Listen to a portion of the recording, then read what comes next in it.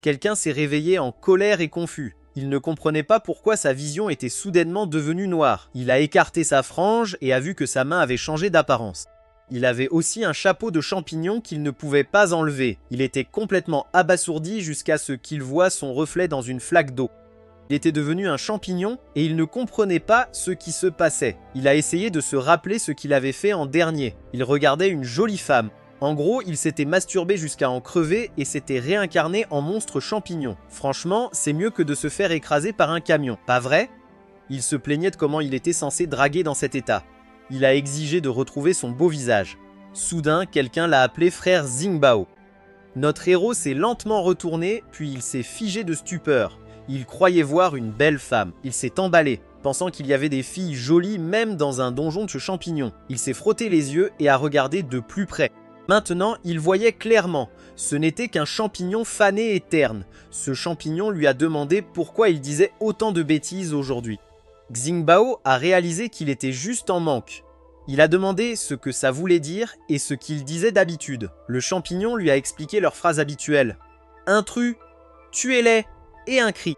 Xingbao n'en revenait pas. Soudain, quelqu'un a crié qu'il y avait des intrus. Les monstres arrivaient et ces gars-là, ce sont ce qu'on appelle des orques. Il y avait 2 orques, Labu, une archère orque de niveau 1, et un guerrier orque de niveau 1 nommé Kabu. Labu s'inquiétait car il n'avait pas de soigneur avec eux. Kabu l'a rassuré, disant que c'était bon, les monstres ici étaient de bas niveau. En plus, les monstres du donjon étaient vraiment idiots. Leurs attaques et déplacements étaient toujours les mêmes. Un petit champignon de niveau 1 les a attaqués, mais il a été tué facilement, ce qui confirmait ce que disait Kabu.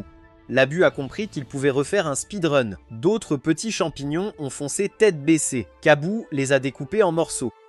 Xingbao les regardait, se demandant pourquoi les champignons fonçaient comme ça. Il a demandé s'ils ne savaient pas fuir quand ils ne pouvaient pas gagner. Son ami champignon a expliqué que les champignons étaient des PNJ, donc ils suivaient juste leur programmation, contrairement aux joueurs qui étaient libres. Il a demandé si ces 2 orques étaient des joueurs. Il pensait que les joueurs étaient généralement humains. Le champignon a répondu qu'il était juste un PNJ avec quelques lignes en plus, donc il ne savait rien d'autre. Leur conversation a été interrompue quand quelque chose a failli les toucher. C'était une flèche. L'archéorque les a soudain ciblés.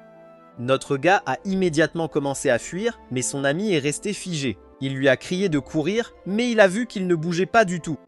Il était complètement paralysé. Il est revenu en courant, l'a attrapé et lui a dit de fuir. Mais le champignon a calmement répondu que fuir n'était pas dans la programmation des champignons. Xingbao a tendu la main et lui a dit de la prendre. Il a saisi la main du champignon et aussitôt, une alerte d'anomalie de données s'est déclenchée.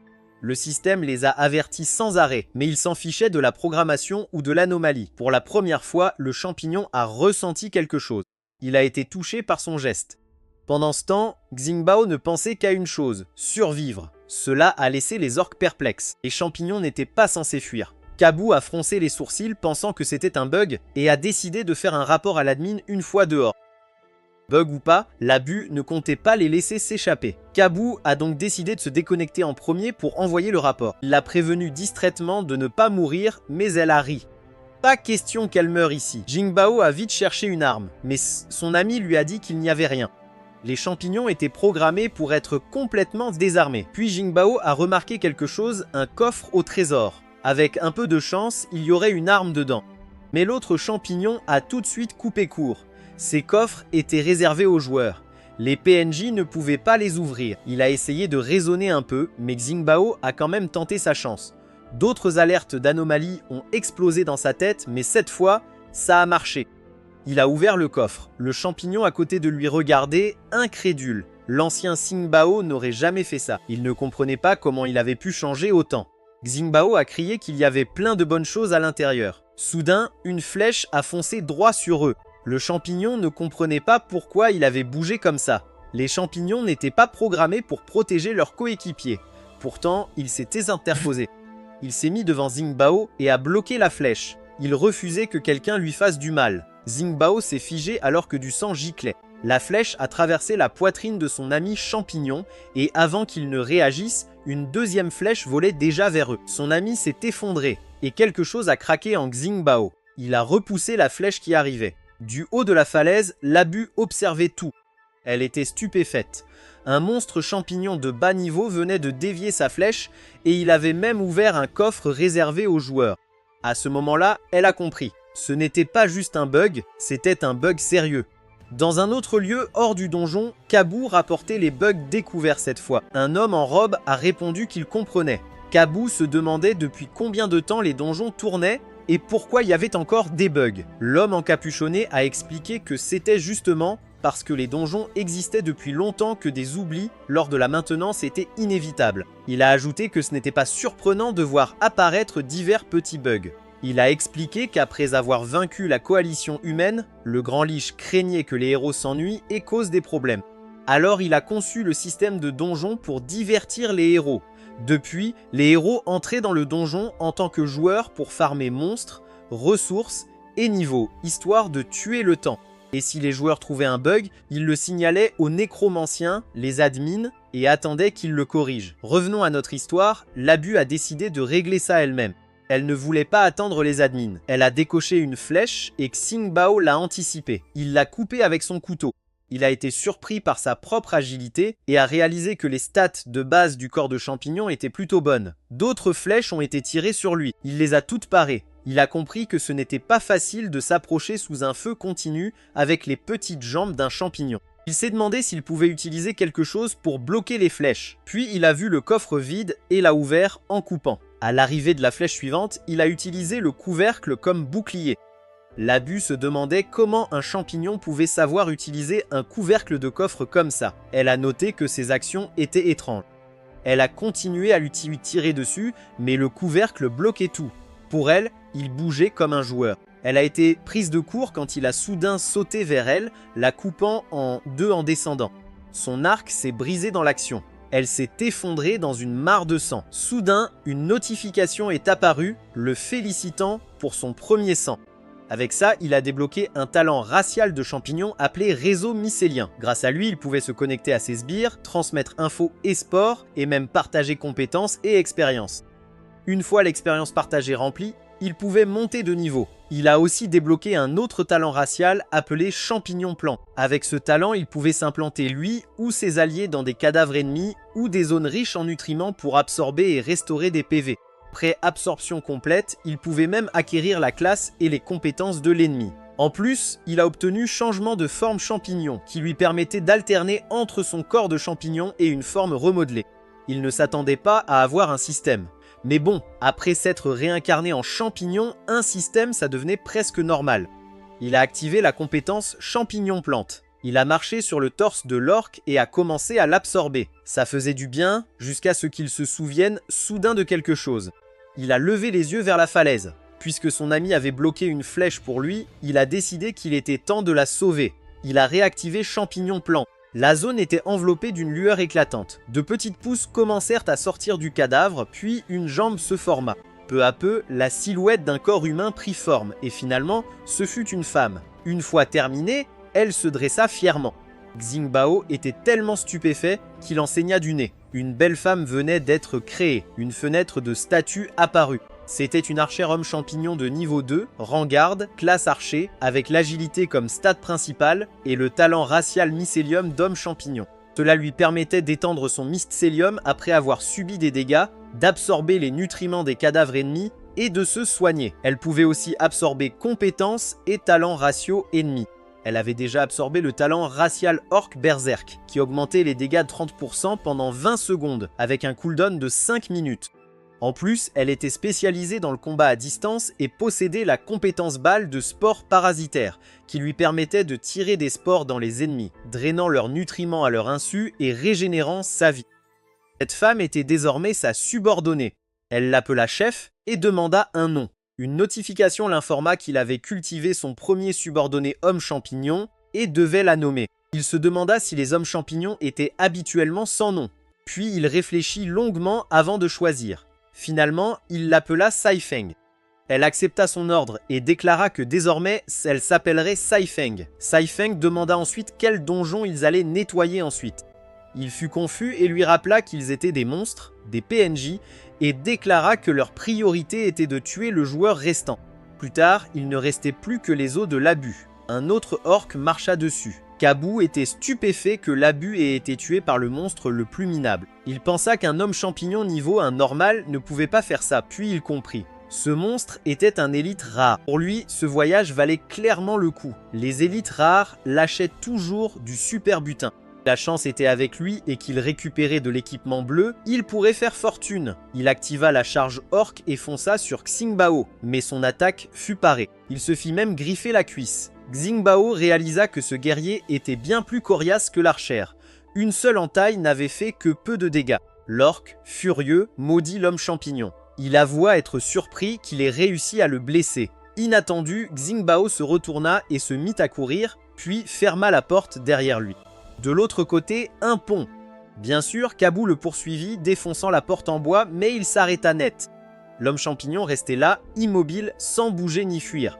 Kabou fronça les sourcils. Pourquoi restait-il planté là comme ça? Un sentiment de malaise s'installa. Ça sentait le piège, mais il se rassura. Quoi qu'il arrive, ce n'était qu'un PNJ. De façon imprévisible, l'homme champignon lui montra le majeur. Naturellement, Kabou était furieux d'être ainsi ridiculisé. Il rugit qu'il allait réduire l'homme champignon en purée. Il monta sur le pont en bois, mais son poids le fit vaciller. Il leva son arme, prêt à frapper Xingbao, mais son pied traversa les plans. Le pont commença à céder, et toute la structure s'effondra sous lui. Il tomba directement dans l'eau. Il maudit ce monstre champignon détestable, l'accusant de l'avoir piégé. Xingbao fit remarquer que l'orc avait même laissé tomber son arme en paniquant. Il ajouta que ses mouvements étaient limités dans l'eau, puis lança un couteau. Mais il ne fit que se planter dans l'épaule de Kabou. Kabou ricana. Même désarmé et ralenti, un faible comme ça ne pouvait pas lui faire grand mal. Mais soudain, une flèche traversa le côté de son cou. Quelques secondes avant, l'orc se tenait sur l'eau, se moquant du faible, sans se douter qu'une flèche fonçait droit sur lui. La flèche frappa, elle transperça son cou, projetant eau et sang partout. Il se retourna, exigeant de savoir qui avait lancé l'attaque surprise, mais avant de réagir, une autre flèche lui frappa la tête, et il sombra dans l'eau. L'effet berserk orc de Saifeng disparut et le guerrier orc fut éliminé. Ils traînèrent le cadavre sur la rive pour que Xingbao fasse son travail. Il activa sa capacité, l'absorba et gagna le pouvoir de remodeler son apparence. De la fumée envahit l'air. Quand elle se dissipa, il était redevenu humain. Saifeng le regarda, surprise de voir quelque chose bouger entre ses jambes. Xingbao paniqua, puis réalisa que ce n'était que le manche de la hache. Une seconde, il crut avoir oublié ses vêtements et être complètement à poil. Une fenêtre de statue apparut. Il était maintenant chef homme champignon Yangjun, rang chef, classe guerrier, bleu, avec la force comme stade principal et niveau 2. Son talent mycélium d'homme champignon lui permettait d'étendre le mycélium en étant blessé, d'absorber nutriments et substances pour se soigner et d'absorber compétences et talents ratio ennemis pendant ce processus. Il conservait le talent Berserk Orc, augmentant les dégâts de 30% pendant 20 secondes, le rendant bien plus fort au corps à corps. Une autre notification apparut. Champignon Plante avait évolué. Il pouvait maintenant séparer des spores de son corps, les planter dans des cadavres ou zones riches en nutriments et faire pousser des sbires champignons sans âme. Leur expérience serait partagée avec lui. Ces sbires pouvaient même être transplantés dans d'autres sbires. Limite actuelle 2. Il obtint aussi du butin, 2 petites bourses magiques, des sacs compacts pouvant stocker un nombre limité d'objets comme des armes. Il demanda comment ils allaient sortir d'ici. Elle expliqua que c'était le dernier étage du donjon champignon et que la seule sortie était de remonter étage par étage en combattant. Il demanda pourquoi les joueurs orc niveau 1 pouvaient entrer directement. Elle expliqua que les joueurs avaient des privilèges spéciaux et pouvaient choisir de commencer au plus bas niveau des donjons. Il s'étonna de savoir comment elle connaissait tout ça. Elle répondit qu'elle avait surpris des discussions de joueurs quand elle n'était encore qu'un PNJ. Sur ce, il prit sa décision. Ils allaient se battre pour sortir un étage à la fois. Ils avancèrent jusqu'à un embranchement. Il demanda ce qu'il y avait sur chaque chemin. Elle expliqua que la gauche menait à l'étage des slimes niveau 1 et la droite au cimetière. Il lui dit d'aller à l'étage des slimes pour farmer. Quant à lui, il irait au cimetière. Quand elle demanda ce qu'il y avait de spécial, il sourit en coin. Ça peut être un cimetière maintenant, mais plus tard ce sera leur territoire. En chemin, il ramassa des vêtements en lambeaux et les enfila. À mesure qu'il s'approchait, l'odeur le frappa. Même de loin, la puanteur était insupportable. Cet endroit était la décharge de tout. Des déchets, des cadavres, et on ne sait quoi d'autre. Il arriva enfin. Même si les restes étaient là depuis longtemps, il sentait encore des nutriments résiduels. Il repéra des matériaux mêlés à la terre, des résidus de potions, du goudron, même un livre de magie déchiré. Avec une place libre et assez de nutriments, il décida de planter un autre sbire champignon, alors il absorba tout. Un vent fort souffla dans la zone, puis quelque chose apparut. Un champignon à tête enflammée. Un pyro-champignon niveau 2. Le feu était sa stat principale. Il possédait la compétence pyro-explosion, lançant des attaques de feu explosives qui engloutissaient les ennemis et drainaient leurs nutriments, et sprint flamboyant, augmentant sa vitesse de 50%. Il avait l'air intimidant, même s'il était un peu petit. Puis il remarqua quelque chose, des lumières. Ses yeux s'écarquillèrent. La foudre jaillit soudain vers lui. Il réagit instantanément et sauta de côté. Une fois en sécurité, il se retourna pour chercher la source. Il fut attaqué par un dominateur du cimetière niveau 2, un escargot électrique. Il comprit que c'était un monstre se nourrissant d'humus, un concurrent occupant la même niche écologique que les hommes champignons. Il décida que c'était l'heure pour le pyro-champignon de briller. Il lui ordonna d'utiliser pyro-explosion. Une boule de feu fonça vers l'escargot électrique. Elle entra en collision avec l'électricité et provoqua une énorme explosion. L'escargot fut enflammé, mais il riposta. Il a déclenché des éclairs, forçant Pyroshroom à utiliser sprint enflammé pour esquiver. Notre gars a remarqué que l'escargot avançait très lentement, une faiblesse à exploiter. Pyroshroom a craché des flammes encore, provoquant une autre explosion au contact. La fumée et la poussière se sont lentement dissipées. Un escargot électrique rôti est apparu. Pyroshroom a salué June joyeusement. Notre héros lui a dit d'arrêter de jouer et de vérifier si l'ennemi était bien mort.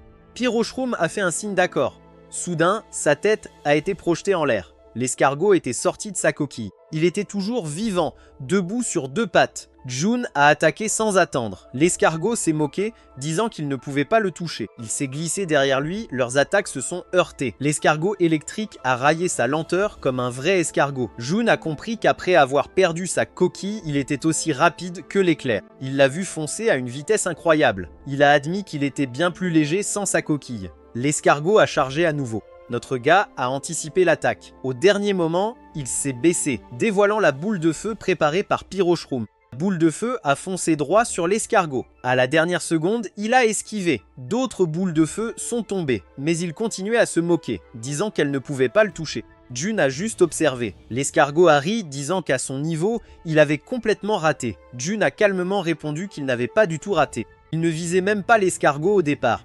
Puis des rochers du plafond se sont effondrés. L'escargot a enfin compris sa stratégie, mais restait confiant qu'il ne le toucherait pas. June a alors activé Berserk Orc et Charge Orc. Toute la zone est devenue un chaos total. L'escargot a réalisé que June utilisait la fumée épaisse comme couverture. Il pensait pouvoir encore tout esquiver, mais Pyroshroom est apparu. Et en même temps, June a foncé par derrière. Il ne s'attendait pas à ce qu'il enchaîne les attaques surprises. Il a été complètement pris au dépourvu. L'impact a été brutal. Son corps a percuté le mur et s'est éclaté, ne laissant qu'une flaque de sang. June a posé sa main dessus. Une notification est apparue, annonçant que l'escargot électrique avait été détruit, augmentant ses points de nutriments et débloquant les spores de soldats champignons. Il est passé au niveau 3 et pouvait maintenant cultiver 3 soldats champignons. Il a aussi appris une nouvelle compétence, éthérialiser. Grâce à elle, les soldats champignons connectés à son réseau mycélien pouvaient s'éveiller, absorber des nutriments et augmenter leur puissance de combat. Il a planté un nouveau soldat champignon, Voltshroom. Sa stat principale était l'électricité, une unité rapide capable de convertir les nutriments en énergie électrique et de lancer des décharges pour attaquer. Il est entré en état éthéré. Maintenant, ses forces comprenaient un Voltshroom niveau 3 et un Pyroshroom niveau 2. Il était content. Il leur a ordonné de nettoyer la zone rapidement. À partir de maintenant, cet endroit serait le camp de base des hommes champignons. Puis il s'est arrêté, se demandant comment allait Saifang. Ça faisait un moment qu'il n'avait pas gagné d'expérience, signe qu'elle avait peut-être des ennuis. Pendant ce temps, Saifang battait de nombreux slimes jusqu'à ce qu'un monstre apparaisse et lui demande si c'était elle qui tirait sur ses sbires comme à la cible. C'était le roi slime de niveau 2. Il a dit qu'elle lui semblait familière, comme s'il l'avait déjà vue quelque part. Avant qu'il ne finisse sa phrase, il a été frappé. Agacé, il a râlé qu'on ne le laissait jamais finir et l'a traité d'impoli. Il a été surpris quand une autre attaque est arrivée. Plusieurs flèches l'ont touché, mais il a affirmé que percer son corps ne servait à rien. Il a frappé Saifang d'un coup puissant. Le roi Slime s'est vanté de ne pas être comme ses sbires. Son corps était très malléable et les attaques physiques ne faisaient que lui faire perdre un peu de liquide. Il a ajouté qu'il suffisait d'absorber l'humidité du sol pour que les attaques physiques soient complètement inefficaces. Il a dit à Sefang de mourir. Il s'apprêtait à lancer un coup de poing lourd. Sefang est resté immobile. À sa grande surprise, son bras a explosé. Il était confus, ne comprenant pas pourquoi son corps s'effondrait. Puis il a vu des champignons pousser sur lui. Beaucoup ont rapidement envahi son dos. Même l'eau souterraine sous ses pieds avait été asséchée par les champignons. Il se demandait quand ils avaient commencé à le parasiter. Puis il a réalisé que les spores parasites étaient peut-être sur les pointes de flèche depuis le début. Il a reconnu Saifeng comme cet homme champignon au chapeau rose. Son corps s'est finalement dissous et il a laissé tomber une corne. Saifeng a récupéré le butin, la corne du Minotaure dévorée. Cela a débloqué une nouvelle capacité, lui permettant d'utiliser son propre mycélium pour créer cordes d'arcs et flèches capables de lancer des sorts magiques. La corne du Minotaure a été rangée dans la sacoche magique. Puis elle a absorbé les nutriments d'un cadavre de slime, ce qui a fait monter son expérience en flèche. Les effets se sont aussi fait sentir chez John. Une notification a annoncé que Saifeng était monté au niveau 4. Elle a débloqué Arc Mycélien, lui permettant de créer cordes et flèches magiques avec son mycélium. Une autre notification a révélé que Yang Jun avait aussi atteint le niveau 4. Il a débloqué Champiforce, une compétence qui fait résonner les champignons hostiles du réseau mycélien, améliorant la coordination et la collecte d'infos. Saifeng est finalement arrivée au cimetière et a vu les champignons nettoyés. Elle était venue aider après avoir fini ailleurs, mais ne s'attendait pas à ce que les 2 soldats champignons plantés aient presque tout dégagé. Il a dit que ce n'était pas grave, la zone n'étant pas si grande. Il a examiné la corne du Minotaure et a commenté que le matériau était vraiment de qualité. C'était bien mieux que le couperet cassé du coffre au trésor, même mieux que la hache d'un orc de niveau 1. Il regrettait juste de ne pas avoir d'artisan pour en faire une arme. Elle a demandé s'il devait en attraper un. Il a répondu que la nouvelle compétence était parfaite pour ça. Il a suggéré de chercher des joueurs ou cadavres d'artisans dans les environs. Il a étendu son réseau mycélien. Des champignons éclaireurs ont poussé dans le champ. Grâce à eux, il a senti des joueurs se battre pas loin. 3 monstres avaient coincé un homme. Ils lui ont dit qu'il ne pouvait pas fuir et qu'il devait revenir forger des armes avec eux. L'homme a refusé. Il ne voulait pas redevenir esclave. Il les a accusés d'avoir tué ses compagnons en les faisant trimer. Le monstre orque bleu lui a dit de crever. L'artisan est mort. Grâce aux champignons éclaireurs, Jun a compris qu'il était arrivé trop tard. Elle a demandé ce qui n'allait pas et pourquoi elle ne voyait rien. Il a expliqué qu'elle verrait une fois qu'elle aurait étendu son mycélium et connecté au réseau. Elle a suivi ses instructions et a vite pu voir aussi. Puisque c'était comme ça, s'il ne pouvait pas sauver les vivants, il sauverait au moins les morts. Il a pensé que la mort, c'était juste une autre forme de vie. Il a commencé à libérer des spores via le réseau mycélien. Pendant ce temps, Pyroshroom et Volshroom se disputaient un sac poubelle.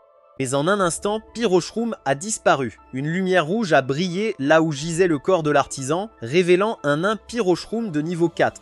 Sa stat principale était la force, et son affinité feu lui donnait une forte résistance au feu. En tant que nain champignon, il maîtrisait l'artisanat traditionnel et résistait bien aux poisons et attaques physiques. Bien sûr, il avait une compétence d'artisan, spécialisée dans la forge et la création, et avec la bénédiction du feu, son efficacité était encore meilleure. Il possédait aussi la compétence spéciale canon mycélien, libérant une chaîne de feu contrôlable reliée par ce canon.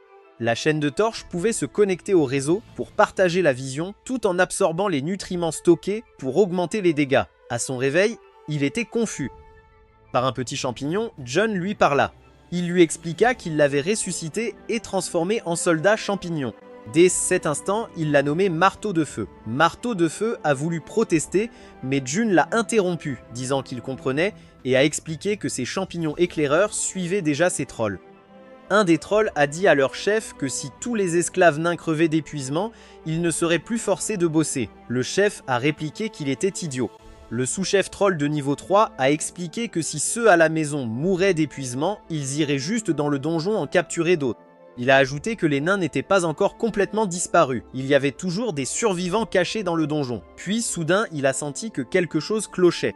Il a exigé de savoir pourquoi des hommes champignons étaient là alors que leur nid était juste à côté. L'un d'eux a supposé que c'était sûrement un monstre d'élite errant et a dit qu'il n'avait aucune idée de comment il avait atterri là.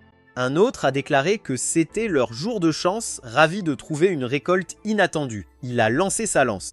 L'homme champignon est resté là, puis il a sorti un grand marteau et l'a lancé sur eux. Ils l'ont vu venir. Une forte explosion a suivi quand le marteau a touché le sol. Le troll a failli être touché, mais il a esquivé au dernier moment. À sa surprise, le marteau a commencé à l'éviter, puis l'a frappé avant qu'il ne puisse réagir.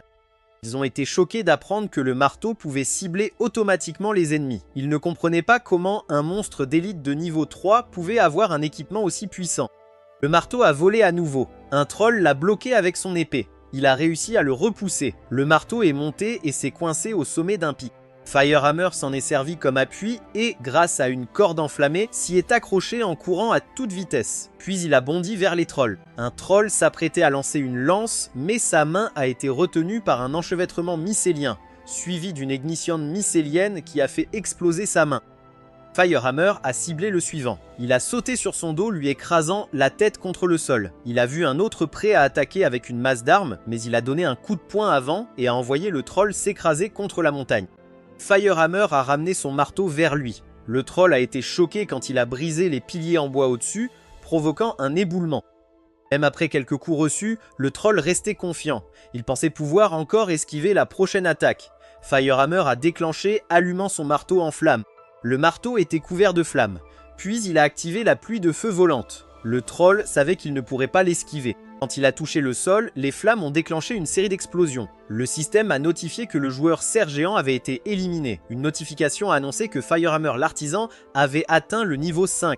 Il a débloqué une nouvelle compétence appelée récupération de débris, lui permettant de frapper les débris laissés par le marteau et de récupérer les pièces utilisables. Une autre notification a révélé que June avait atteint le niveau 5 et débloqué un nouvel objet, le rouleau de feuilles. Un cerceau de travail rare et durable, pouvant être assigné aux subordonnés pour aider aux tâches quotidiennes comme la forge, la récolte et la culture, et en cas d'urgence, il pouvait aussi servir de jagger. Sifeng avait aussi atteint le niveau 5 et débloqué une nouvelle compétence, le pas arrière instantané, permettant à Jifeng de se téléporter vers une flèche qu'il avait tirée via un fil de flèche. June lui a dit qu'il avait fait du bon boulot. Il a envoyé les coordonnées et lui a dit de venir le trouver. Quelques instants plus tard, ils se sont rencontrés et Firehammer a demandé timidement si son chef était humain. June a expliqué que la forme remodelée d'un homme champignon était influencée par la race qu'il avait dans sa vie, et comme il avait été humain avant, il avait maintenant l'apparence humaine. Il a ajouté que Saifeng avait aussi été humaine avant d'être transformée en homme champignon par l'archimage, donc son apparence remodelée était humaine aussi. Selon cette logique, il a conclu que Firehammer était à peu près pareil. Il a changé de sujet et a demandé si Firehammer pouvait utiliser la corne pour forger des armes pour eux. Firehammer a convenu que la corne était un bon matériau, mais il a averti qu'ils avaient encore besoin d'autres matériaux, et il ne semblait pas y en avoir autour. June a répondu que c'était le grand cimetière, donc les matériaux arriveraient bientôt. Il a entendu un bruit au-dessus, et peu après, des armes ont commencé à être jetées par le trou. Ils ont ramassé un bracelet en fer magique abandonné. Firehammer a utilisé un marteau de récupération pour le reforger. Il l'a jeté dans le four. Apparemment, ces équipements gaspillés se transforment maintenant en minerais de fer magique. En plus, un champignon fermier de niveau 5 l'a aidé. Firehammer a utilisé son marteau de forge à nouveau et a dit au chef que les armes étaient prêtes. Il a aussi utilisé des matériaux de récupération pour lui faire un pantalon et des chaussures. Il a examiné de près l'épée à double tranchant exquise, et il a réalisé qu'elle était bien meilleure que la hache grossière des orques d'avant. Il a dit que c'était une très bonne arme, elle avait peu de puissance magique. L'utilisateur pouvait y infuser du mana pour lancer des sorts depuis la lame. Le matériau était assez commun, donc il y avait un risque d'endommagement si des sorts puissants étaient utilisés trop longtemps. Sifeng tenait un arc mycélien exquis. Il avait aussi peu de puissance magique. L'utilisateur pouvait utiliser son propre mycélium comme corde d'arc et canaliser des sorts dans la flèche. Elle tirait des flèches enchantées très puissantes, il y avait un risque d'endommager l'arc lui-même. Firehammer lui a dit qu'il avait cousu une poche magique dans la doublure de ses vêtements. Maintenant, c'était beaucoup plus facile pour lui de sortir des armes. Saifeng a demandé où ils allaient ensuite. Il a répondu qu'ils allaient percer le plancher. Ces derniers jours, il avait utilisé le réseau mycélien pour explorer la zone. Le grand cimetière était tout en bas. S'il montait directement par la trémie à ordures, chaque étage avait une barrière unidirectionnelle qui ne laissait passer que vers le bas. Mais à la fin de chaque étage, il y avait un passage vers le niveau suivant. Donc s'il voulait monter, le mieux était de combattre à travers chaque étage. De toute façon, il ne pouvait pas laisser les autres tranquilles dans leur territoire. Saifeng a demandé s'ils emmenaient Firehammer, disant qu'un champignon de plus, c'était plus de force. Elle sentait que Firehammer n'était pas seulement bon à la forge, mais aussi beaucoup plus impitoyable au combat. Quelqu'un devait garder l'endroit, il ne pouvait pas nettoyer d'autres zones pour revenir et trouver leur maison détruite. Pourtant, via le réseau mycélien partagé, Firehammer gagnait de l'expérience quand il tuait des monstres. Il a marché sur quelque chose et a ressenti une force. Un mur est tombé, le séparant de Saifeng. Il s'est demandé si c'était un piège caché dans des sigils magiques. Maintenant, il comprenait pourquoi le champignon éclaireur ne pouvait pas le détecter. Il a ri et dit qu'avec l'épaisseur du mur, un seul coup de poing suffirait. Il a enroulé du mycélium enflammé autour de son poing pour créer une attaque explosive de feu. Il a frappé, mais au lieu de casser, il a été projeté en arrière. Un cercle magique est apparu là où il avait frappé. Il a compris que le mur piégé était renforcé par un réseau magique. Essayer de le briser ne marcherait pas. Il a ajouté que lui et Saifeng devraient prendre des chemins différents. Puis, notre héros a fait demi-tour. Le chemin devant menait au couloir visqueux du royaume instantané. Après leur séparation, le terrain a changé. Il a vu de nombreux yeux dans l'entrée sombre. Il a observé attentivement et a réalisé que c'était un nid d'escargots. Un escargot a reconnu qu'il était celui qui avait tué leur frère dans le grand cimetière. Il a dit aux autres de l'attraper, alors ils l'ont attaqué avec de l'électricité. June a planté son champignon Volt. L'attaque électrique a frappé le sol. Les escargots ont cru l'avoir touché et ont enfin eu leur revanche. À leur surprise, l'un d'eux a été coupé en deux, puis ça s'est répété encore et encore. June bougeait à une vitesse incroyable, forçant les escargots à passer en mode sans coquille pour aller plus vite. Ils étaient déterminés à lui montrer la terreur de la tribu sans coquille, mais ils ont senti le mycélium. En un clin d'œil, June les a tous piégés et a activé la détonation mycélienne. Cela a déclenché une série d'explosions et il a continué à recevoir des notifications d'expérience gagnée. Quelques instants plus tard, il est arrivé à la porte et est entré. Cela aurait dû être la salle du boss, mais elle était vide jusqu'à ce qu'il ressente quelque chose. Un monstre a sauté sur son dos. Heureusement, il a échappé à temps. Il a vu une coquille d'escargot. Elle a tourné vers lui. Il l'a bloquée avec son épée, mais elle continuait de tourner. La force l'a projeté en l'air. C'est alors qu'il a utilisé son mycélium. Il s'est accroché à la coquille et il a activé le canal de foudre mycélien. Une explosion a suivi. La zone s'est remplie de fumée. Le roi escargot de niveau 5 s'est révélé. C'était un escargot bipède, grand, avec une armure et une épée. June a compris qu'il y avait une deuxième phase et il a trouvé ça intéressant. Pendant ce temps, Saifeng dessinait June en forme de champignon sur le sol. Elle a remarqué qu'après la séparation par le mur, il n'y avait pas un seul monstre de son côté. Mais elle gagnait quand même de l'expérience grâce aux mobs partagés du côté du chef. Ils étaient clairement en plein combat de boss, et elle voulait vraiment aller aider. De retour à notre héros, le choc des épées ne s'arrêtait pas. June était toujours en combat avec le roi escargot. Il a paré l'attaque et a immédiatement contre-attaqué. Mais le roi escargué glissait. Puis il s'est roulé dans sa coquille. Et par une ouverture étroite, il a tiré des jets d'eau. June comprit tout de suite que c'était de la magie de type eau. Il libéra son mycélium et l'ancrant au mur, il se hissa vers le haut. Il ne savait pas quel liquide c'était, alors il resta prudent et choisit d'esquiver d'abord. Au moment de l'impact, son mycélium glissa. Il resta figé un instant, incapable de s'accrocher. Il tomba directement dans la flaque, et l'attaque arriva aussitôt. Heureusement, ses réflexes lui permirent de bloquer, mais il fut repoussé malgré tout. La surface était incroyablement glissante. Il ne pouvait même pas tenir debout correctement. Il comprit vite que le plafond était sûrement recouvert du même liquide, ce qui expliquait son échec plus tôt. Le roi escargot déclara que c'était son terrain et que June n'avait aucune chance de gagner. Le coup suivant força June à lâcher son épée. Le roi escargot se recroquevilla en boule et s'élança pour l'écraser. L'impact fit jaillir l'eau comme une fontaine. Voyant le mycélium, il demanda s'il était un homme champignon, puis se moqua de lui, le traitant de simple maillon faible.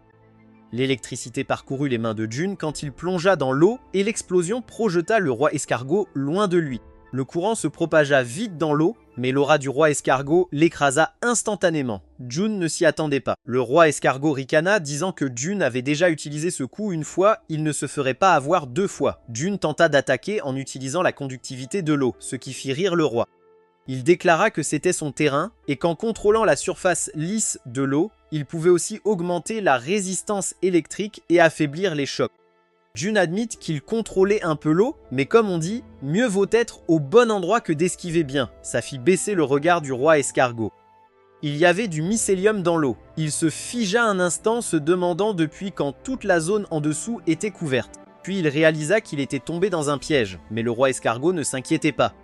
Il croyait pouvoir encore contrôler la résistance de l'eau et affaiblir les attaques électriques.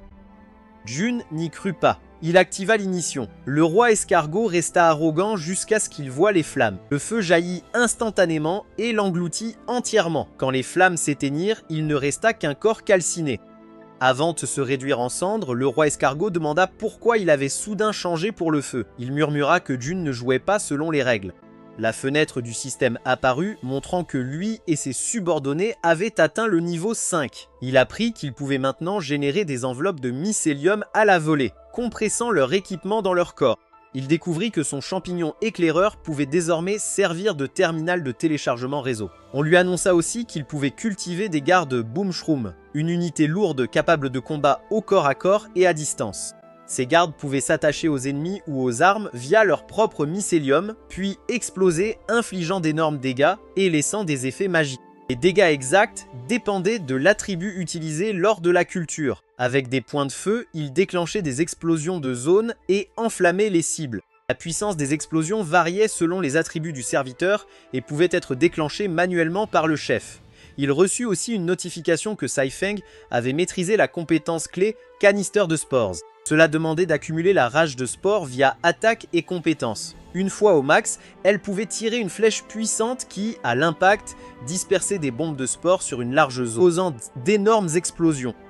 On lui annonça aussi que Firehammer avait maîtrisé la compétence clé Fusion imprudente. Cela nécessitait aussi d'accumuler la rage de spores en combat. Une fois au max, elle pouvait être libérée via le marteau, purifiant rapidement matériaux et contacts tout en éliminant les impuretés. Il fut informé que le mur de sceau d'isolation avait été levé. Il sentit une odeur humaine inconnue sous un tas de pierres. Il appela Firehammer pour vérifier. Firehammer traversa le mur d'un coup de poing et le rejoignit. Il y avait des tas de pierres noires. June demanda s'il savait ce que c'était. Firehammer répondit que c'était des pierres de pourriture noire, formées par la compression de déchets magiques et d'humus. June demanda si elles avaient de la valeur. Firehammer répondit que poubelle plus poubelle, ça reste poubelle. Aucun alchimiste ou forgeron normal ne s'y intéresserait. Mais c'était avant qu'il devienne un homme champignon. Il déclara que maintenant, c'était du bon matos. Les résidus magiques difficiles à extraire avant étaient faciles pour lui. Il activa l'extraction de mycélium. Il dit que c'était aussi simple que de claquer des doigts. L'extraction finit, révélant un fragment de pierre magique argentée. Il ajouta qu'avec cette méthode, il pouvait même extraire des fragments de mana épique. Ces matériaux étaient très précieux pour les joueurs. June fut surpris, puis il se demanda si le fragment n'était pas trop petit pour en faire quelque chose d'utile. Firehammer fit remarquer qu'il restait encore tout un tas de sous. Il demanda un peu de temps, disant qu'il pourrait peut-être en extraire plus en creusant. June accepta et le laissa dans la grotte. Firehammer commença l'extraction des fragments de mana. Un instant plus tard, il obtint plusieurs objets. Un fragment de pierre magique de fer, un d'aluminium, un d'argent, un de cuivre et un d'or magique. Soudain, le sol trembla. June lui dit de creuser autant qu'il voulait, mais pas de faire s'effondrer la grotte. Firehammer répondit que ce n'était pas lui. Un énorme ver monstre aux rangées de dents acérées en était la cause. On vit alors un champignon foncé, mais il fut soulevé dans les airs. June le rattrapa et demanda où il allait, ce n'était pas encore son tour de tuer. Il lui ordonna de rester en retrait et de faire des courses pour Firehammer. Il dit à Saifeng d'y aller. Elle accepta. Il nota que les nouveaux soldats champignons étaient connectés au réseau mycélien et qu'elle pouvait les appeler à tout moment. Pendant ce temps, le champignon éclaireur détecta quelque chose. Il signala que l'ennemi allait percer le plafond de la grotte de pierre de pourriture noire. Il ne pouvait pas le laisser passer, alors June ordonna de le distraire et de déplacer le combat dans le couloir. Le champignon éclaireur comprit. Il provoqua le ver, qui fit un bruit fort et changea de direction. June demanda à Firehammer quel genre de bestiole c'était, disant qu'elle fonçait droit sur eux avec un objectif clair. D'après le bruit, Firehammer pensa que c'était un scarabée noir charognard. Il avait une frénésie naturelle pour l'humus, ce qui en faisait un rival redoutable dans la même niche que la tribu des escargots. Il ajouta qu'il faciliterait le combat une fois son installation terminée. Au même moment, Saifeng attaqua le scarabée noir charognard, qui fut repoussé. Elle continua de frapper le long de son corps jusqu'à ce que sa rage soit pleine. Elle prit ses distances. Après tous ces coups, il ne laissa qu'une blessure superficielle. Elle dit qu'il avait une carapace solide, il avait même ébréché la lame du chef. Le champignon éclaireur lui dit que le nouvel équipement que Firehammer avait fabriqué pour elle était prêt. Elle pouvait le télécharger directement depuis le réseau mycélien. Le téléchargement commença, 6% chargé. En un rien de temps, il atteignit 86%. Le scarabée noir charognard s'approcha d'elle. Heureusement, le téléchargement se termina et elle obtint la flèche magique argentée. Elle rassembla de l'énergie autour d'elle, visa la bouche du scarabée noir et lâcha une flèche rugissante à pleine charge. Elle tira, puis dut reculer quand le scarabée chargea. Elle garda ses distances. La flèche resta fichée dans la bouche du scarabée et des champignons commencèrent à pousser à l'intérieur. Le champignon se mit à briller. Le scarabée s'approcha d'elle et son corps commença à exploser de l'intérieur. Il ne resta que des cendres. Mais le champignon éclaireur la prévint de ne pas se relâcher, disant qu'il y en avait d'autres en approche. Il signala que des éclaireurs au loin avaient déjà repéré un autre scarabée noir qui arrivait, mais elle haletait déjà. June demanda via le champignon éclaireur si son endurance faiblissait et lui conseilla de convertir vite les cadavres en humus pour récupérer de la vie. Il suggéra aussi qu'en attendant, elle utilise les soldats champignons fraîchement cultivés pour le retenir. Un champignon fut invoqué, c'était un garde boomshroom de niveau 6. Elle vit que Sman 2 était apparu. June expliqua que la taille maximale de l'escouade était 6 et qu'elle était déjà complète. Elle expliqua qu'en excluant le Volshroom transplanté et Firehammer, l'équipe active comprenait le chef, Firehammer, elle-même, un champignon ouvrier et 2 Boomshrooms, soit exactement 6. Et en comptant le champignon éclaireur, ça dépassait la limite. Le champignon éclaireur répondit qu'il ne prenait pas de place car il faisait partie du réseau mycélien. C'était comme une unité hors effectif. Le scarabée noir apparut. Le champignon éclaireur observa la créature et nota que, comme elle gardait la bouche bien fermée, elle devait avoir peur de se faire exploser la gueule à nouveau. Un champignon explosif a enflammé son arme et l'a lancé sur le scarabée noir, provoquant une explosion. Le scarabée noir était visiblement blessé. L'autre champignon explosif attaqua avec une épée, frappant le haut du corps du scarabée et le repoussant. Ils regardèrent le scarabée tomber. Saifeng se demanda si ce nouveau soldat champignon était un type force, vu qu'il avait envoyé voler ce monstre énorme d'un seul coup. Les champignons explosifs se regroupèrent. L'un s'approcha pour retirer la lance du scarabée, pendant que l'autre chargeait et lançait une épée volante autodestructrice dans sa bouche. Le haut du corps du scarabée noir explosa, la fenêtre système apparut, montrant que notre héros avait gagné des points d'expérience et que la tribu des champignons atteignait le niveau 7. Il apprit qu'il avait débloqué la compétence exclusive du chef, souverain solitaire. Pour chaque subordonné absent, tombé ou non déployé, toutes ses stats augmentaient de 10% jusqu'à 100%. Les champignons éclaireurs n'avaient plus besoin de vibrer leur chapeau pour voler, ils pouvaient maintenant léviter librement. Ils pouvaient cultiver un nouveau soldat champignon. Champignon archer, une unité à distance. Il combat au corps à corps avec une lame courte et peut tirer des flèches multiples aux attributs variés. Il peut aussi déployer un parapluie de spores depuis son chapeau pour planer sur de courtes distances. Placés à côté de Saifeng, ils inspirent les troupes. Toutes les stats augmentent de 10%. En plus, il pouvait aussi cultiver un nouveau soldat champignon, le champignon tunnelier. Un champignon ouvrier qui a absorbé la capacité de creuser du scarabée noir charognard, il peut percer montagnes et tunnels pour remodeler les grottes. Déployé à côté de Firehammer, il bénéficie d'un effet d'inspiration de capitaine. Efficacité de travail plus 10%. Saifeng était impressionné par la puissance et la coordination des nouveaux soldats champignons. Grâce à un champignon éclaireur, June se demanda comment des soldats champignons sans âme pouvaient bouger et combattre avec une telle fluidité. Saifeng demanda ce qu'il voulait dire. June expliqua que le chef les contrôlait via le réseau mycélien. Au fond de la grotte, une énergie rose lumineuse s'étendait sur le sol. June, assis sur son trône de pierre, dirigeait les soldats champignons via le réseau. Il trouva l'expérience étonnamment amusante, presque comme un jeu. Une projection magique de June apparut devant Saifeng. Il lui ordonna de nettoyer le champ de bataille et d'apporter tout ce qui pourrait servir à Firehammer pour forger du nouvel équipement. Tandis qu'elle se tenait parmi les restes ennemis, l'énergie rose se répandit sur les cadavres. Les restes se dissolvaient en liquide avant de disparaître complètement. Une notification système confirma que le cadavre du scarabée noir charognard avait été décomposé et absorbé. Elle acquit une peau noire fendue limitée, offrant une épiderme durcie semblable à celui du scarabée noir. Le système expliqua aussi ses limites. Si les dégâts physiques dépassaient 50% de la santé totale de l'utilisateur, la peau se brisait et commençait à se reconstruire, devenant temporairement indisponible jusqu'à la fin du processus.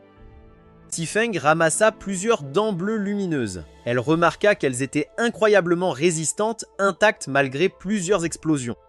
Elle ajouta que les ramener à Firehammer pour fabriquer des armes serait une excellente idée. Alors qu'elle s'apprêtait à partir, un puissant coup de vent balaya soudain la caverne. L'air convergea en un point unique et creusa un trou profond dans le sol rocheux. Un vortex massif se forma et s'enfonça toujours plus profondément dans la terre. Bien plus bas, une silhouette encapuchonnée observait depuis l'ombre. Le système l'identifia comme l'administrateur de bas niveau, faucheur de la mort numéro 10. Il trouva étrange que tous les monstres du niveau le plus bas soient soudainement devenus inactifs. Il était particulièrement agacé que les 2 scarabées noirs qu'il avait envoyés, bien plus puissants que les autres, aient été anéantis. Un instant, il pensa à y aller lui-même, mais abandonna vite l'idée. Le salaire ne valait pas le risque pour sa vie. Puis, il remarqua qu'il restait encore beaucoup de chair à canon jetable. Il se tourna vers un groupe de monstres bactéries et demanda si l'un d'eux voulait devenir joueur. Les bactéries furent choquées. Elles se demandaient si elles pouvaient vraiment devenir joueurs aussi. Elles avaient toujours cru qu'elles passeraient leur vie à pourrir lentement dans le donjon. Le faucheur leur rappela que leur statut leur avait été accordé par lui. Il activa une magie violette via le livre dans ses mains.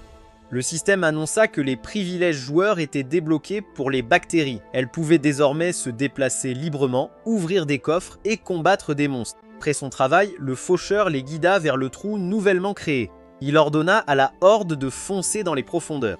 Il promit qu'en résolvant le problème, il recevrait la propriété du niveau le plus bas et tous les pierres de pourriture noire qu'il voudrait. Il déclara que l'avenir de leur race dépendait de cette mission. L'armée bactérienne se rua immédiatement en avant. Une bactérie demanda au chef où se trouvait exactement le scarabée, car il n'en avait vu aucune trace. Les autres bactéries restèrent silencieuses. Bientôt, plusieurs d'entre eux aperçurent un coffre au trésor géant. Une bactérie devint folle de joie et se précipita vers lui. Après avoir passé tant de temps à pourrir dans le donjon, elle pouvait enfin ouvrir un coffre. Mieux encore, elle n'aurait pas à partager le butin avec les autres bactéries. La bactérie atteignit le coffre et força l'ouverture. Elle jeta un coup d'œil prudent à l'intérieur. Soudain, une main jaillit du coffre. La main attrapa la bactérie et la tira à l'intérieur. Le couvercle claqua. Une énergie rose enveloppa la bactérie. Puis, sans prévenir, quelque chose l'enleva. Une autre bactérie regarda en arrière et réalisa que son compagnon avait disparu. La bactérie capturée fut traînée sur le sol rocheux et tirée plus profondément dans la grotte. Elle tenta de crier, mais sa bouche était scellée. Quelques instants plus tard, elle disparut complètement. Bientôt, une autre bactérie remarqua quelque chose d'étrange. Elle comprit qu'il aurait dû y en avoir plus. Le groupe était entré dans la grotte ensemble. Elle demanda à ses compagnons où étaient passées les bactéries manquantes. Une bactérie haussa simplement les épaules. Soudain, une flèche fendit l'air et tua l'une d'elles. Les bactéries restantes furent choquées. L'une d'elles demanda qui avait attaqué. Elle leva les yeux et aperçut la coupable. L'attaquante était Milan, un champignon archer de niveau 7. Grâce à l'effet d'inspiration de Capitaine, toutes ses stats avaient augmenté de 10%. Elle s'excusa timidement d'avoir attaqué. Xifeng la gronda immédiatement pour avoir présenté des excuses à l'ennemi. Milan paniqua et s'excusa aussi auprès de Xifeng. Xifeng ne pouvait s'empêcher de penser à la férocité du scarabée noir, alors que le champignon archer issu de son cadavre avait une personnalité si timide. Milan s'excusa encore en bandant son arc, puis elle décocha une autre flèche. Une énergie crépitante enveloppait le projectile. La flèche toucha une bactérie. Celle-ci déclara avec arrogance que si elle ne montrait pas sa force, Milan pourrait croire qu'elle était faible. Cette bactérie activa Flèche fendue. L'attaque se dispersa sur le champ de bataille, touchant plusieurs bactéries. Les victimes regardèrent, confuses. Puis elles s'effondrèrent une à une. Même la bactérie qui avait lancé l'attaque fut surprise du résultat. La bactérie d'élite déclara fièrement que sa race avait survécu des millions d'années. Il était impossible de les éliminer avec de simples attaques physiques, surtout sous son commandement. Milan expliqua calmement qu'il fallait des températures élevées pour éliminer correctement les bactéries. Elle concentra une énergie de feu dans son arc. Une flèche enflammée traversa le champ de bataille. Elle toucha une autre bactérie en plein dans le mille. Le projectile explosa à l'impact, enflammant la cible. Milan célébra immédiatement sa première victoire. Xifeng la gronda encore et lui rappela de confirmer la mort avant de fêter. Milan acquiesça timidement. Puis toutes deux ressentirent soudain quelque chose. Milan était la cible. Une attaque puissante s'écrasa sur le terrain rocheux où elle se tenait. Le roi des bactéries savourait pleinement le privilège de devenir joueur. Le système l'a identifié comme le roi des bactéries de niveau 8. Il était ravi de pouvoir enfin quitter son territoire, se déplacer librement et dépasser les limites qui le retenaient depuis si longtemps. Xifang sauta du haut de la falaise pour éviter son attaque. Elle dit à Milan que le monstre était bien trop dangereux pour l'affronter de front. Elle lui ordonna de reculer encore plus loin et de se concentrer uniquement sur le soutien à distance. Milan acquiesça et s'excusa pour le dérangement. Le roi des bactéries sauta soudainement de la falaise. Le sol se fissura sous son poids énorme. Saifeng leva immédiatement son arc et décocha plusieurs flèches. Le roi des bactéries dévia sans effort chaque tir. Puis une flèche enflammée fonça vers lui. Le roi la para aussi facilement. La flèche explosa derrière lui. Il se moqua d'eux, les traitant de faibles. Milan fut déçu que même sa flèche explosive ait été bloquée. Xifang déclara calmement que le simple fait de lui faire tourner la tête lui suffisait. Elle lâcha aussitôt 3 flèches de plus. Le roi éclata de rire et demanda si sa pression les avait tellement effrayés qu'ils ne pouvaient même plus viser. Les 3 flèches avaient apparemment raté leur cible. Puis il se figea soudainement. En regardant derrière lui, il découvrit que les plumes des flèches étaient reliées par des filaments de mycélium. Les flèches s'étaient enfoncées dans les murs alentours, formant un piège autour de lui. Son corps était immobilisé. Le roi des bactéries ricana, affirmant que quelques filaments de mycélium se brisaient sans effort. Il contracta ses muscles et tenta de déchirer ses liens, mais une décharge d'énergie traversa le mycélium et électrocuta tout son corps. Xifeng l'observa attentivement. Le roi des bactéries fumait encore de colère après l'attaque. Saifeng ordonna aussitôt au garde-champi de lui trancher la tête. Le garde-champi chargea sans hésiter. Soudain, une lame rapide fendit l'air. Saifeng et Milan furent toutes deux stupéfaites. Le coup d'épée n'atteignit jamais le roi des bactéries. Au lieu de ça, le garde-champi se figea juste avant de porter le coup fatal.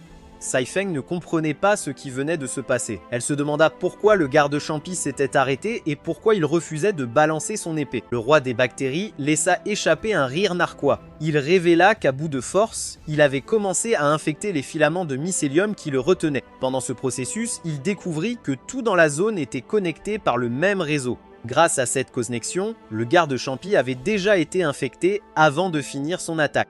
En conséquence, le garde n'obéissait plus à aucun ordre. Le roi se moqua de leur dépendance au réseau mycélien et déclara qu'ils seraient tous infectés ensemble.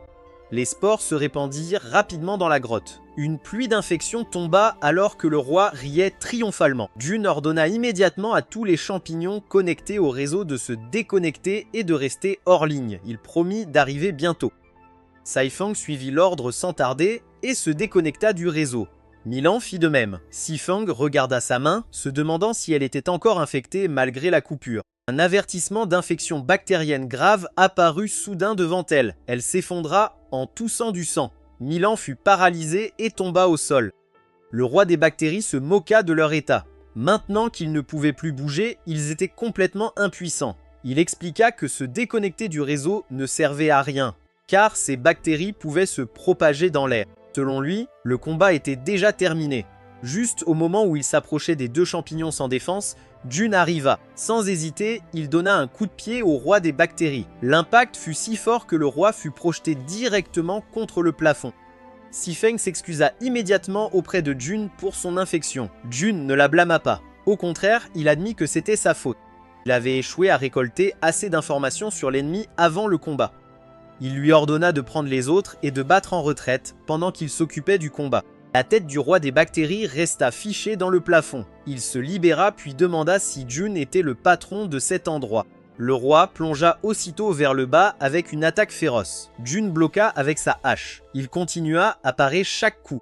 Une notification système apparut. Un subordonné avait quitté le champ de bataille. En conséquence, toutes les statistiques de Jun augmentèrent de 10%. Jun riposta avec un coup chargé à fond. Leurs armes s'entrechoquaient sans cesse. Saifeng suivait le combat avec attention. Soudain, le roi des bactéries ricana en bloquant un autre coup de hache. Une deuxième notification apparut. 2 subordonnés avaient quitté le champ de bataille, augmentant les stats de Jun de 20%. Jun leva soudainement son bras libre. Ce mouvement prit le roi complètement au dépourvu. Puis Jun asséna un coup de poing dévastateur en plein visage du monstre. La force du coup fut totale. Le roi des bactéries fut projeté en arrière. Le sol se fissura sous l'impact. Il ne comprenait pas ce qui se passait. Chaque coup de poing de Jun semblait plus lourd que le précédent. Avant qu'il ne puisse se remettre, Jun bondit vers lui. Cette charge soudaine surprit complètement le roi des bactéries. Jun lança alors une rafale d'attaques implacable. Jun continua de marteler le roi sans relâche. Il savait qu'il ne fallait jamais arrêter d'attaquer un monstre avant que le système confirme la mort. Soudain, quelque chose clochait. Il cracha du sang et tomba à genoux. Le roi des bactéries ricana, se moquant de lui, disant qu'il n'apprenait jamais. Il expliqua que le combat rapproché intensif accélère l'infection. Il remarqua que Jun avait vraiment tout donné, presque à le découper en morceaux.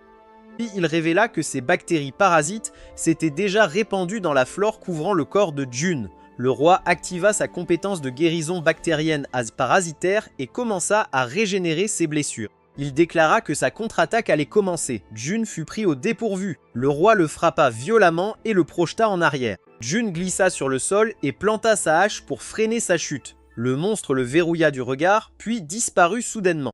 Jun sentit immédiatement une attaque venir de son angle mort. Le roi des bactéries lança la lame du tétanos. Le coup toucha Jun, laissant une profonde entaille.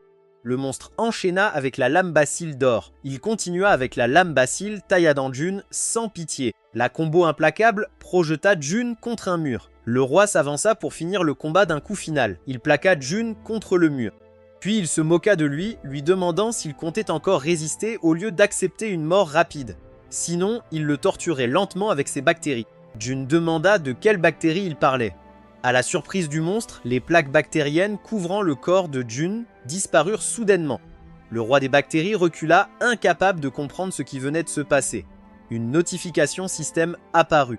Parce que tous les subordonnés de Jun avaient quitté le champ de bataille, toutes ses statistiques furent augmentées de 60%. Elle affichait aussi la compétence partagée de Sifeng, peau noire résistante limitée, qui créait une épiderme durcie se brisant et se reconstruisant dès que les dégâts physiques dépassaient 50% de la santé max. Pendant la reconstruction, la compétence restait indisponible. Jun leva le bras, bloqua l'attaque suivante, puis lança une puissante estocade en révélant qu'il avait apporté des antibiotiques.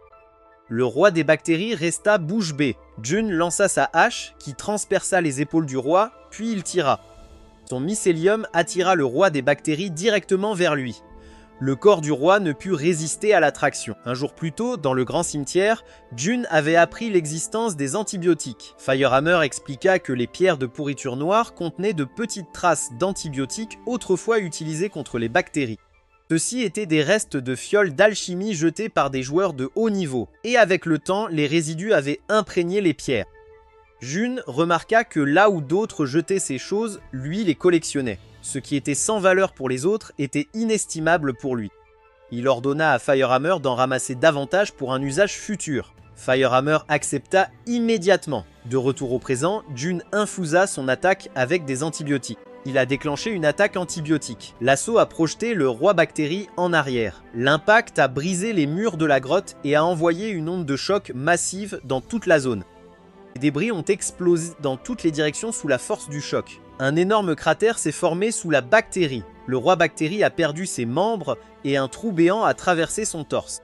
Se relevant avec peine, le roi bactérie déclara que les attaques physiques étaient inutiles. Ces bactéries pouvaient se régénérer sans fin, mais en regardant sa main, il vit qu'elle ne repoussait pas. Il fut horrifié de découvrir que sa capacité de reproduction bactérienne avait été totalement bloquée. Soudain, des bulles commencèrent à apparaître sur tout son corps. Un instant plus tard, il explosa de l'intérieur. Une notification système confirma l'élimination du roi bactérie. Jun et tous ses subordonnés passèrent au niveau 8. Le groupe a pris avec succès la compétence raciale résistance aux bactéries, augmentant la résistance de la race des champignons de 30%. Ils débloquèrent aussi la compétence leurs champignons, qui leur permettait de faire pousser rapidement des clones inoffensifs à partir de spores pour attirer les ennemis. De plus, le Berserk Orc évolua en Berserk Champignon, offrant un boost temporaire de 30% en puissance de combat en forçant le mycélium dans les veines. Enfin, le système annonça que les archers subordonnés avaient appris les flèches filets, capables de lancer des filets de mycélium pour capturer et immobiliser les cibles. Après ce combat, un champ de champignons était en cours de culture. Saifang commenta que les champignons poussaient à merveille. Jun expliqua qu'après avoir extrait les matériaux utiles, les résidus en décomposition des pierres de pourriture noire étaient parfaits pour cultiver des champignons. Firehammer annonça joyeusement qu'il était temps de manger. Au même moment, le système notifia tout le monde que l'état éthéré avait été désactivé. Réunis autour d'une table, Jun dit que tout le monde avait dépensé beaucoup d'énergie pendant la bataille, alors il leur offrait un repas du personnel pour les aider à récupérer. Milan demanda ce qu'était un repas du personnel.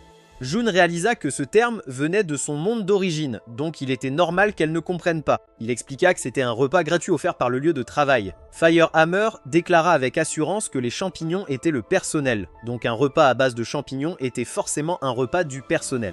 Milan accepta immédiatement cette explication. John trouva cette logique étrangement rafraîchissante, tandis que Saifeng faillit éclater de rire et dut tousser pour se retenir.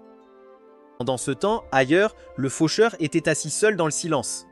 Il attendait près du cratère. Il nota que les monstres bactériens avaient échoué, réalisant qu'il était temps de trouver un nouveau lot de chair à canon. Soudain, le sol se mit à trembler. Cette sensation lui rappela le scarabée noir charognard, bien qu'il se souvenait clairement que tous avaient été tués. Une lumière cramoisie jaillit de la grotte, puis un monstre gigantesque émergea du sol. Une notification système identifia la créature comme l'étoile terrestre creuseuse. Né du cadavre d'un scarabée noir charognard, il était décrit comme un champignon géant d'ingénierie capable d'écraser des rochers de montagne et d'absorber les substances utiles des débris. Bien qu'efficace contre les unités lourdement blindées en combat, il demandait une planification minutieuse à cause de ses conditions de plantation exigeantes et de sa longue période de culture. L'administrateur faucheur fut stupéfait. La créature devant lui n'était pas un de ces scarabées noirs. Notre héros se tenait au sommet de l'étoile terrestre creuseuse. Il demanda si le faucheur était responsable d'avoir envoyé des joueurs sur son territoire. Le faucheur comprit immédiatement que Jun était le scarabée qu'il cherchait. Rassemblant son énergie, il déclara que le moment était parfait et décida d'éliminer personnellement le scarabée. Il lança une compétence appelée Rayon lumineux admin, suppression de compte furieuse. Un rayon d'énergie violette jaillit. Les pétales de l'étoile terrestre commencèrent à tourner alors qu'elle chargeait directement l'attaque. Le faucheur fut choqué d'être réellement contenu. Puis une énorme explosion éclata quand l'étoile terrestre le percuta, mais il réussit à reculer et à encaisser l'impact. Le faucheur fut surpris de voir à quel point le joueur avait grandi en seulement quelques jours. Réalisant qu'il ne pouvait plus gérer la situation seul, il décida de demander de l'aide à ses supérieurs. Avant qu'il ne puisse agir, Jun arracha le livre des privilèges de ses mains. Le faucheur resta bouche bée. Il se jeta désespérément en avant, exigeant qu'on lui rende. Et le poing de Jun rencontra son visage et le fit tomber au sol d'un seul coup. Le faucheur gémit de douleur. Jun remarqua l'importance apparente du livre et se demanda quel genre de livre c'était. Le faucheur refusa de parler à moins que Jun ne promette de lui épargner la vie. Jun fit remarquer que tout était déjà écrit dans le livre, donc il n'y avait aucune raison de l'expliquer. La sueur perla sur le visage du faucheur. Il se retourna et s'enfuit, tentant désespérément d'échapper à la situation. Il se dit que perdre le livre des privilèges n'avait pas d'importance tant qu'il survivait. Il jura qu'un jour il reviendrait avec une armée immense pour anéantir tout le clan de Jun. Ce qu'il ne savait pas, c'est que Jun l'avait déjà ciblé. Alors qu'il courait, une attaque puissante le projeta soudainement au sol. Le faucheur pensa qu'il avait été pris en embuscade. Milan se révéla. Elle activa Init, libérant une énorme explosion d'énergie flamboyante. Les flammes rugissantes traversèrent le mycélium attaché à la flèche plantée dans le corps du faucheur. Terrifié, le faucheur implora la pitié et proposa de négocier. Les flammes explosèrent et l'engloutirent complètement. Milan descendit lentement d'en haut grâce à sa compétence de descente lente. Elle réalisa que le faucheur avait tenté de négocier. Elle s'excusa d'avoir attaqué trop vite. Jun répondit que peu importait si un administrateur de bas niveau avait quelque chose à dire ou non. Il était bien plus intéressé par le livre des privilèges qu'ils avaient obtenu. Saifeng demanda si ceci avait une utilité pratique. Jun expliqua qu'il leur permettait de suivre les trajectoires des monstres et des joueurs dans une zone limitée. Il pouvait aussi exclure les joueurs qui enfreignaient les règles du donjon. Surtout, il avait le pouvoir d'accorder à certains PNJ le statut de joueur. Jun souligna qu'une fois qu'un PNJ obtenait le statut de joueur, il pouvait quitter ces zones restreintes, ouvrir des coffres et miner des minerais librement. Saifeng réalisa soudain qu'ils auraient pu quitter leur territoire d'origine depuis longtemps et continuer à s'étendre vers le haut. Elle se demanda s'ils étaient déjà considérés comme des joueurs. Jun la corrigea. Selon le livre, ils étaient toujours classés comme des insectes. Si Feng comprit immédiatement. Tant que l'insecte restait non résolu, d'autres administrateurs continueraient à envoyer des joueurs pour l'éliminer. Soudain, une demande de communication d'administrateur arriva sur le livre. Si Feng craignait que répondre ne les expose. Jun lui dit de ne rien craindre et lui ordonna de répondre. Le visage d'un faucheur apparut à l'écran. Il avait l'air immédiatement agacé. Le faucheur vit qu'il parlait à un autre faucheur. Il demanda pourquoi la réponse avait pris autant de temps. Jun, déguisé en faucheur grâce à son mycélium, expliqua nerveusement qu'il avait été retardé par le bug signalé. L'administrateur le gronda, disant que prendre autant de temps pour gérer un simple bug était la raison pour laquelle il méritait de rester au bas de l'échelle pour toujours. Il lui rappela ensuite de marquer le bug comme résolu plus tard. Jun rit nerveusement, acquiesça, puis demanda s'il y avait d'autres instructions. L'administrateur remarqua que son soudain enthousiasme était inhabituel, car il évitait normalement le travail autant que possible. Il mentionna une anomalie de données au 3e niveau depuis le bas et ordonna de l'enquêter et de la résoudre. Puis l'appel se termina. Saifang était impressionné que le déguisement mycélien de Jun ait réussi à tromper l'administrateur.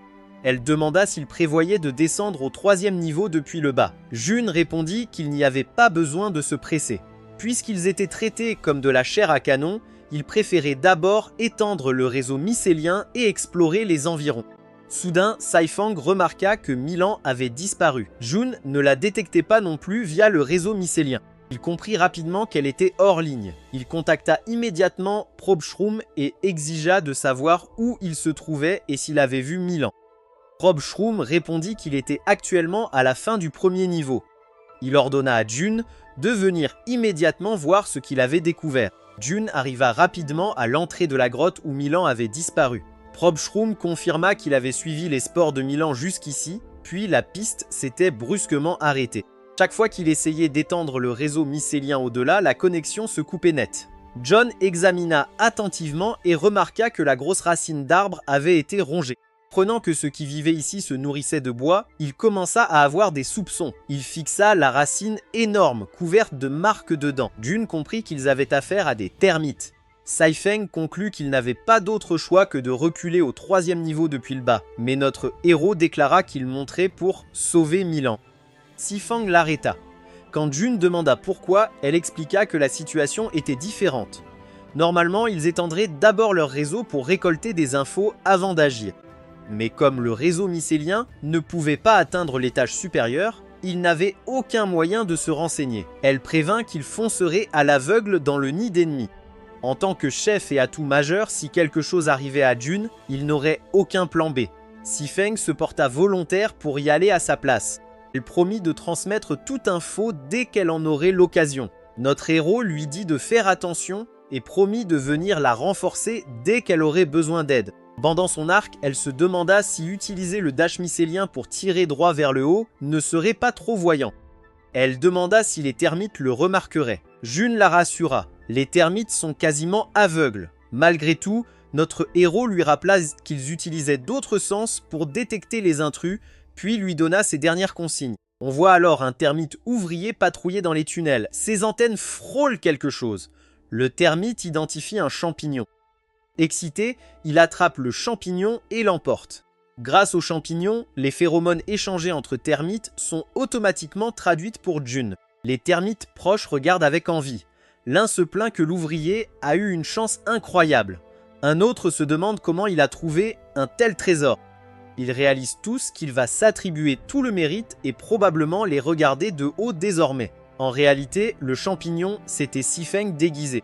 Elle ne peut s'empêcher d'admirer à quel point Jun avait tout prévu. Elle n'a même pas eu besoin de se faufiler. Les termites ouvriers l'ont porté à l'intérieur. Sifang dépose discrètement un fil de mycélium. Dès qu'un termite ouvrier le sent, il s'exclame que ça sent délicieusement bon. Ce simple fil plonge instantanément toute la colonie dans le chaos. Les termites trouvent le mycélium irrésistible et se battent aussitôt pour l'avoir. En regardant la pagaille, Sifeng comprend enfin pourquoi il n'avait pas eu de nouvelles de Milan. Le termite ouvrier l'a porté au-delà des termites soldats ordinaires. Finalement, il la jette dans une fosse avec un bruit sourd. En parlant à un termite soldat plus gros, l'ouvrier explique qu'il a découvert une nouvelle souche de champignons et demande au soldat de la garder précieusement. Promet de revenir la nourrir lui-même quand elle aura poussé en champignons. Le soldat répond simplement par un grognement. Saifeng sort du tas de débris. Elle regarde autour, les copeaux de bois et les boules de sport. On dirait un jardin de champignons où les termites cultivent leurs champis. Juste à ce moment, une voix proche lui dit de ne pas s'inquiéter. Elle se retourne et aperçoit un autre champignon. Le champignon explique que les termites ouvriers ne mangent que les boules de sport, pas les champignons conscients comme eux. Il se présente alors Xiao Kong. Après l'avoir salué, Saifeng demande s'il a vu une petite fille champignon avec un chapeau rouge à pois noirs, un haut noir et une jupe rose. Au début, Xiao Kong secoue la tête. Saifeng décrit Milan plus en détail, disant qu'elle avait toujours l'air désolée.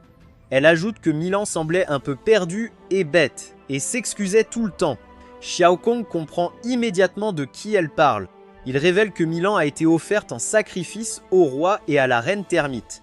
Dès qu'elle entend ça, Saifeng commence à grimper le mur. Surpris, Xiao Kong demande vite où elle va. Elle répond qu'elle va sauver la petite fille champignon, puis lui demande pourquoi il ne part pas lui aussi. Elle lui fait remarquer qu'il finirait aussi dans leur ventre, puisque les champignons conscients sont offerts au roi et à la reine termite. Xiao Kong refuse. Il explique qu'en restant là, il vit un peu plus longtemps. S'il tente de fuir, les termites soldats le tueraient sur place. Soudain, la tête d'un termite soldat tombe d'en haut et atterrit juste devant lui. Xiao Kong lève les yeux, confus. La zone entière est en plein chaos. Curieux, il grimpe pour voir ce qui se passe. Dès qu'il regarde autour, il pousse un cri de surprise. Tous les termites soldats protégeant le jardin de champignons ont été massacrés. Xiao Kong regarde. Incrédule, elle a éliminé tous les termites soldats de la zone. Au fond de lui, il se demande nerveusement quel genre de champignon elle est vraiment. Au cœur du nid, des termites soldats d'élite gardent un énorme terrier. L'un d'eux annonce qu'il est temps de présenter la captive au roi termite. Avant qu'il finisse, un grand fracas résonne dans le tunnel. Le termite se tourne immédiatement vers le bruit. Un autre termite soldat est tombé. Le soldat d'élite exige de savoir ce qui s'est passé. Au moment suivant, Saifeng apparaît juste derrière lui. Le soldat se retourne vivement et demande qui elle est. Elle répond avec sa lame. Un éclair d'acier fend l'air. D'un coup net et puissant, elle décapite le termite soldat d'élite. Milan est folle de joie quand Saifeng vient la sauver. Saifeng coupe rapidement les cordes qui la retenaient. Milan la remercie tout de suite. Au lieu de la réconforter, Saifeng lui donne un coup sur la tête. Elle gronde Milan d'être idiote et de s'être fait capturer aussi facilement. Elle promet qu'elles régleront ça après leur fuite. Les deux s'élancent aussitôt en courant. Milan s'inquiète des nombreux termites soldats qui bloquent leur sortie. Saifeng la rassure, Jun sera là pour les couvrir. Soudain, Saifeng sent que quelque chose cloche. Elle s'arrête net et dit à Milan de rester en arrière. Milan la bouscule accidentellement. Elle demande ce qui ne va pas. Saifeng perçoit une intention de tuer écrasante devant elle. Elle soupçonne qu'elles sont tombées dans une embuscade. Au moment suivant, une énorme nuée de termites soldats jaillit des parois de la grotte sombre. Un groupe de termites soldats est en embuscade. L'un d'eux ordonne à ses frères de déchirer la femme en morceaux dès qu'elle se montrera. Bientôt, ils aperçoivent quelque chose qui approche. Sifeng sort déguisé en champignon. Le termite soldat est perplexe. Au lieu de l'assaillante aux cheveux en chignon, une souche de champignons étrange est apparue. Il se demande si leurs infos étaient fausses. Soudain, la petite champignon lance une pierre en criant « Super pierre volante mortelle ». La pierre frappe le termite en plein visage. Un silence tombe dans le tunnel. Le termite soldat s'emporte. Furieux qu'une si petite chose ait osé le frapper, il fonce droit sur elle. Il ordonne à toute la nuée de sortir et de déchirer l'intruse en morceaux. La nuée se lance aussitôt à sa poursuite. Pendant ce temps, Saifeng observe la scène. Elle déclare que les champignons leurres ont réussi à attirer les termites soldats embusqués. Le chemin dégagé, elle conduit rapidement Milan dans un autre tunnel. Milan craint que le point d'évacuation soit encore trop loin. Saifeng la rassure, elles y sont presque. Elle explique que Jun utilise un champignon creuseur pour ouvrir une voie de sortie. Cependant, elle prévient qu'elles ne peuvent pas s'approcher trop près, sinon elles alerteraient la nuée de termites. Soudain, un énorme rocher s'écrase juste devant Saifeng. Elle l'a remarqué tout de suite, puis elle a crié à Milan de faire attention. Avant que Milan ne puisse réagir, Sai Feng l'a attrapé et projeté en arrière. Un énorme termite soldat a surgi d'un tunnel qu'il venait de creuser. Une explosion d'énergie éclatante a suivi. Les deux se sont percutés de plein fouet. Milan a crié d'alarme. Sai Feng lui a dit de ne pas s'inquiéter et de battre en retraite selon le plan. Retenant ses larmes, Milan s'est excusé et a couru en avant. Elle a promis de suivre la mission de retraite à la lettre. Les étincelles ont jailli alors que le combat s'intensifiait. Sai Feng gardait les yeux rivés sur son adversaire. Juste avant le coup fatal, elle a sauté en arrière. Elle a atterri avec grâce face au capitaine termite soldat. Le capitaine termite a félicité Sai Feng d'avoir survécu à une de ses attaques, mais l'a raillé, affirmant que Milan ne s'échapperait pas, une autre embuscade l'attendait déjà. Sai Feng était secrètement choquée que le capitaine termite parle la langue commune. Elle a tout de suite compris qu'il avait évolué. Elle a souligné que l'ennemi avait concentré toutes ses forces lourdes sur l'autre route. Cela signifiait que la petite troupe sur le chemin de Milan ne pourrait pas l'arrêter. L'énergie mycélienne a envahi son arme. Elle a bandé son arc, sûre que Milan s'en sortirait. Le capitaine a froncé les sourcils, se demandant pourquoi elle visait leurs propres champignons. Sans hésiter, elle a tiré une flèche puissante. Pendant ce temps, Milan continuait de courir. La flèche lumineuse a soudain volé juste à côté d'elle. Elle s'est rappelé ce que Sai Feng lui avait dit plus tôt. Milan avait demandé comment attirer les ennemis cachés s'ils tombaient dans une embuscade. Sai Feng avait simplement répondu qu'il suffisait d'exploiter les instincts de l'espèce ennemie. Elle lui avait rappelé que les termites ne pouvaient pas résister à ronger le mycélium. La flèche lumineuse a pénétré profondément le sol avant d'exploser en une brillante décharge d'énergie. Son plan était simple: attirer les ennemis et les laisser se gaver. La flèche a libéré une énorme vague de mycélium. Une nuée de termites cachés a surgi instantanément.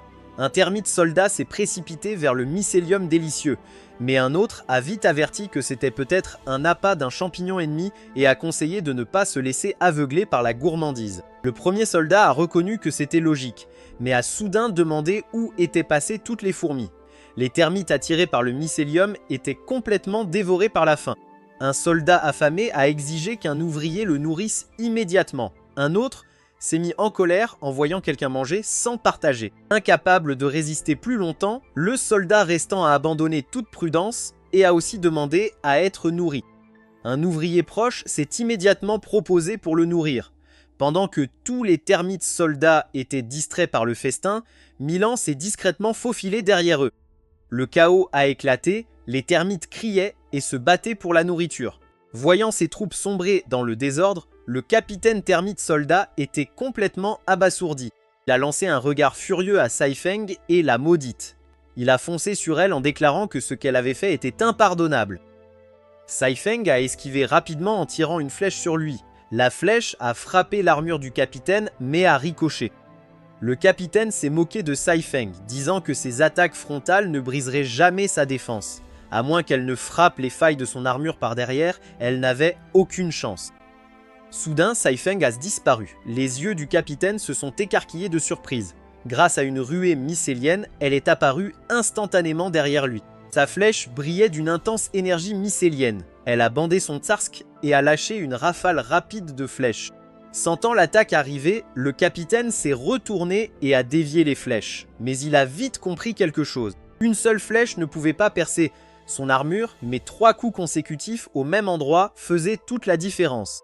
Puis une autre flèche a frappé son torse. Le capitaine a cassé la flèche en deux et a déclaré avec arrogance que son armure n'était pas là pour faire joli. Percer ses défenses ne serait jamais aussi facile. Sai Feng a rassemblé ses forces, prête pour une dernière attaque. Le capitaine a ri, convaincu qu'elle se débattait sans plan. Puis son sourire a disparu. Une lame d'énergie lumineuse est soudain apparue. Sai Feng a activé la ruée mycélienne. La lame d'énergie a foncé droit vers la fissure dans l'armure du capitaine. Sai Feng a regardé le capitaine termite soldat vaincu. Soudain, elle a ressenti une puissante onde de choc. Elle a sauté aussitôt pour l'éviter, puis elle a observé à distance. Une silhouette imposante est sortie lentement de la fumée. Le monstre a reconnu sa force pour avoir tué le capitaine termite et semé le chaos dans ses troupes. En sortant de la fumée, son identité s'est enfin révélée. C'était le commandant de la Légion des Termites Snapjaw. Furieux, le commandant a ordonné à ses forces en retraite de revenir au combat. Puis il a frappé le sol avec une force écrasante, créant un vortex destructeur gigantesque. Saifeng a regardé au loin. Au moment suivant, une immense nuée de termites a surgi et l'a prise en embuscade. Dans son arc, Saifeng a activé le filet de soie. Elle a tiré une flèche lumineuse. La flèche a frappé la tête du commandant et a explosé en un filet mycélien brillant. Le filet a enveloppé la nuée et l'a tiré en arrière. Sans perdre une seconde, Saifeng a activé l'allumage. Le termite soldat Snapjaw a ricané, lui disant de ne même pas penser à activer ses compétences via le mycélium. Puis il a tranché le filet en deux. Il a immédiatement contre-attaqué avec un fouet mandibulaire vertical. Saifeng a réussi à bloquer l'attaque, mais la force a fait s'effondrer le sol sous ses pieds. Elle a sauté aussitôt en arrière et lancé une contre-attaque. En un instant, elle s'est retrouvée derrière le termite Snapjaw. Mais le commandant de la Légion s'est vanté de son incroyable agilité et a paré son attaque sans effort. Les mains de Saifeng tremblaient. Sa vitesse l'avait tellement surprise qu'elle peinait à tenir son arme. Le monstre a chargé de nouveau, attaquant d'en haut. Saifeng a bloqué le coup écrasant, mais elle ne s'attendait pas à une telle puissance. L'impact l'a fait glisser en arrière sur le sol. Une aura violette terrifiante a jailli autour du termite Snapjaw. Il s'est moqué d'elle, affirmant qu'elle ne pourrait jamais bloquer son coup ultime. En voyant la posture du commandant, Saifeng s'est soudain souvenu de ce que Jun lui avait dit. Notre héroïne avait expliqué qu'il existait un termite capable de serrer ses mandibules l'une contre l'autre. Saifeng a demandé ce qui se passait sans suite. Jun a expliqué qu'une fois les mandibules claquées, elle libérait une énorme énergie élastique. Elle a regardé les mandibules du termite Snapjaw se positionner lentement, puis il a déclenché l'attaque Snapjaw frappe lourde. L'attaque dévastatrice a projeté Saifeng dans les airs. Elle a percuté la paroi de la grotte dans une énorme explosion, puis est retombée au sol. Le termite Snapjaw a sauté après elle, soulevant un épais nuage de poussière. Il a foncé à une vitesse incroyable. Une autre flèche a ricoché sans effet sur son armure. Le commandant de la Légion a ricané, se demandant combien de fois il devait lui répéter que les flèches incapables de percer sa défense étaient inutiles, peu importe combien elle en tirait. Le corps de Saifeng tremblait. Le commandant de la Légion la raillait, louant son courage et sa volonté de se battre jusqu'à la mort. Il déclara qu'après l'avoir déchiquetée, il offrirait sa tête à la reine en trophée. Puis il ordonna à l'armée de termites d'attaquer. La nuée chargea aussitôt et encercla Saifeng. Un soldat termite s'approcha d'elle. Soudain, une notification système apparut. Elle s'était reconnectée avec succès au réseau mycélien. Puis quelque chose d'inattendu survint. Un homme champignon s'écrasa sur le champ de bataille, écrasant un soldat termite sous ses pieds. Le soldat termite à mâchoire se figea, choqué. Les termites alentours se ruèrent immédiatement sur le nouvel arrivant. Puis un autre homme champignon bondit dans l'arène. Les deux défoncèrent les soldats termites. Le termite à mâchoire regardait, incrédule. Il ne comprenait pas comment ces renforts champignons avaient pu passer sans déclencher une seule alerte aux phéromones. Maintenant que la communication réseau était rétablie, Saifeng demanda si Jun était là. Notre gars répondit qu'il nettoyait encore les forces périphériques restantes. Il expliqua qu'avec l'aide de Saifeng pour faire fuir Milan, ils avaient récolté des infos cruciales pendant leur déconnexion. Pour contrer l'armure lourde des termites, il avait demandé à Firehammer de forger des armes contondantes, tout en étendant le réseau mycélien dans la fourmilière. John ajouta qu'il allait synchroniser immédiatement ses points d'expérience avec ceux de Saifeng. Avec tout ce qu'elle avait déjà gagné, ça suffirait pour qu'elle monte de niveau. Notre héros lui rappela aussi de jeter un œil au nouvel équipement que Firehammer avait spécialement forgé pour elle. Le système commença à absorber les points d'expérience. Une énergie mycélienne brillante enveloppa Saifeng. Les hommes champignons autour observaient l'aura qui s'intensifiait. Puis une notification système apparut. La race des hommes champignons venait de passer au niveau 9. Saifeng se tenait devant tous, l'énergie tourbillonnant autour d'elle. Elle fit un pas en avant, vêtue d'un tout nouvel équipement. Le système annonça qu'elle avait téléchargé l'armure volante Capskirt, qui s'intégrait à sa peau noire et résistante pour une défense renforcée. L'armure lui permettait aussi de projeter des spores en arrière en bougeant, déclenchant un boost de vitesse temporaire appelé accélération Capskirt. Cependant, elle consommait des spores actives, qui mettaient du temps à se régénérer une fois épuisées. Elle téléchargea aussi des flèches perforantes forgées dans des matériaux durs, ainsi que la compétence Clou Météore Lourd.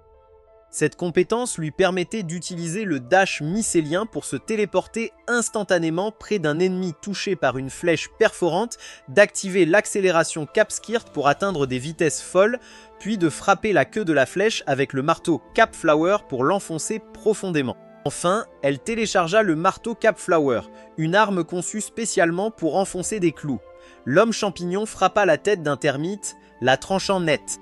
Les termites s'effondrèrent au sol. Plusieurs autres tombèrent. Un termite à mâchoire se moqua de Sai Feng, disant qu'elle devait s'allier pour le battre, incapable de le vaincre seule.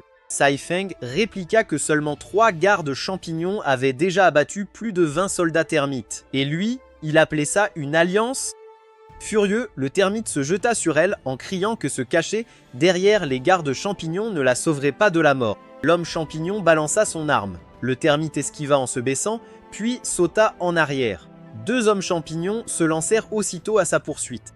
Si Feng banda son arc. Le termite râla qu'elle était trop têtue. Elle décocha une flèche. Le termite cria que ses attaques étaient inutiles, mais il se trompait.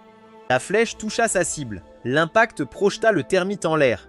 Il rebondit violemment contre les parois de la grotte. Alors que la fumée retombait lentement, le termite se releva en titubant. Il regardait, choqué et confus. Il ne comprenait pas comment cette flèche avait percé son armure de tête la plus résistante. Heureusement, elle n'était pas trop enfoncée. Il se dépoussiéra, puis remarqua la pointe de flèche fichée dans sa tête. Si Feng activa l'accélération Capskirt.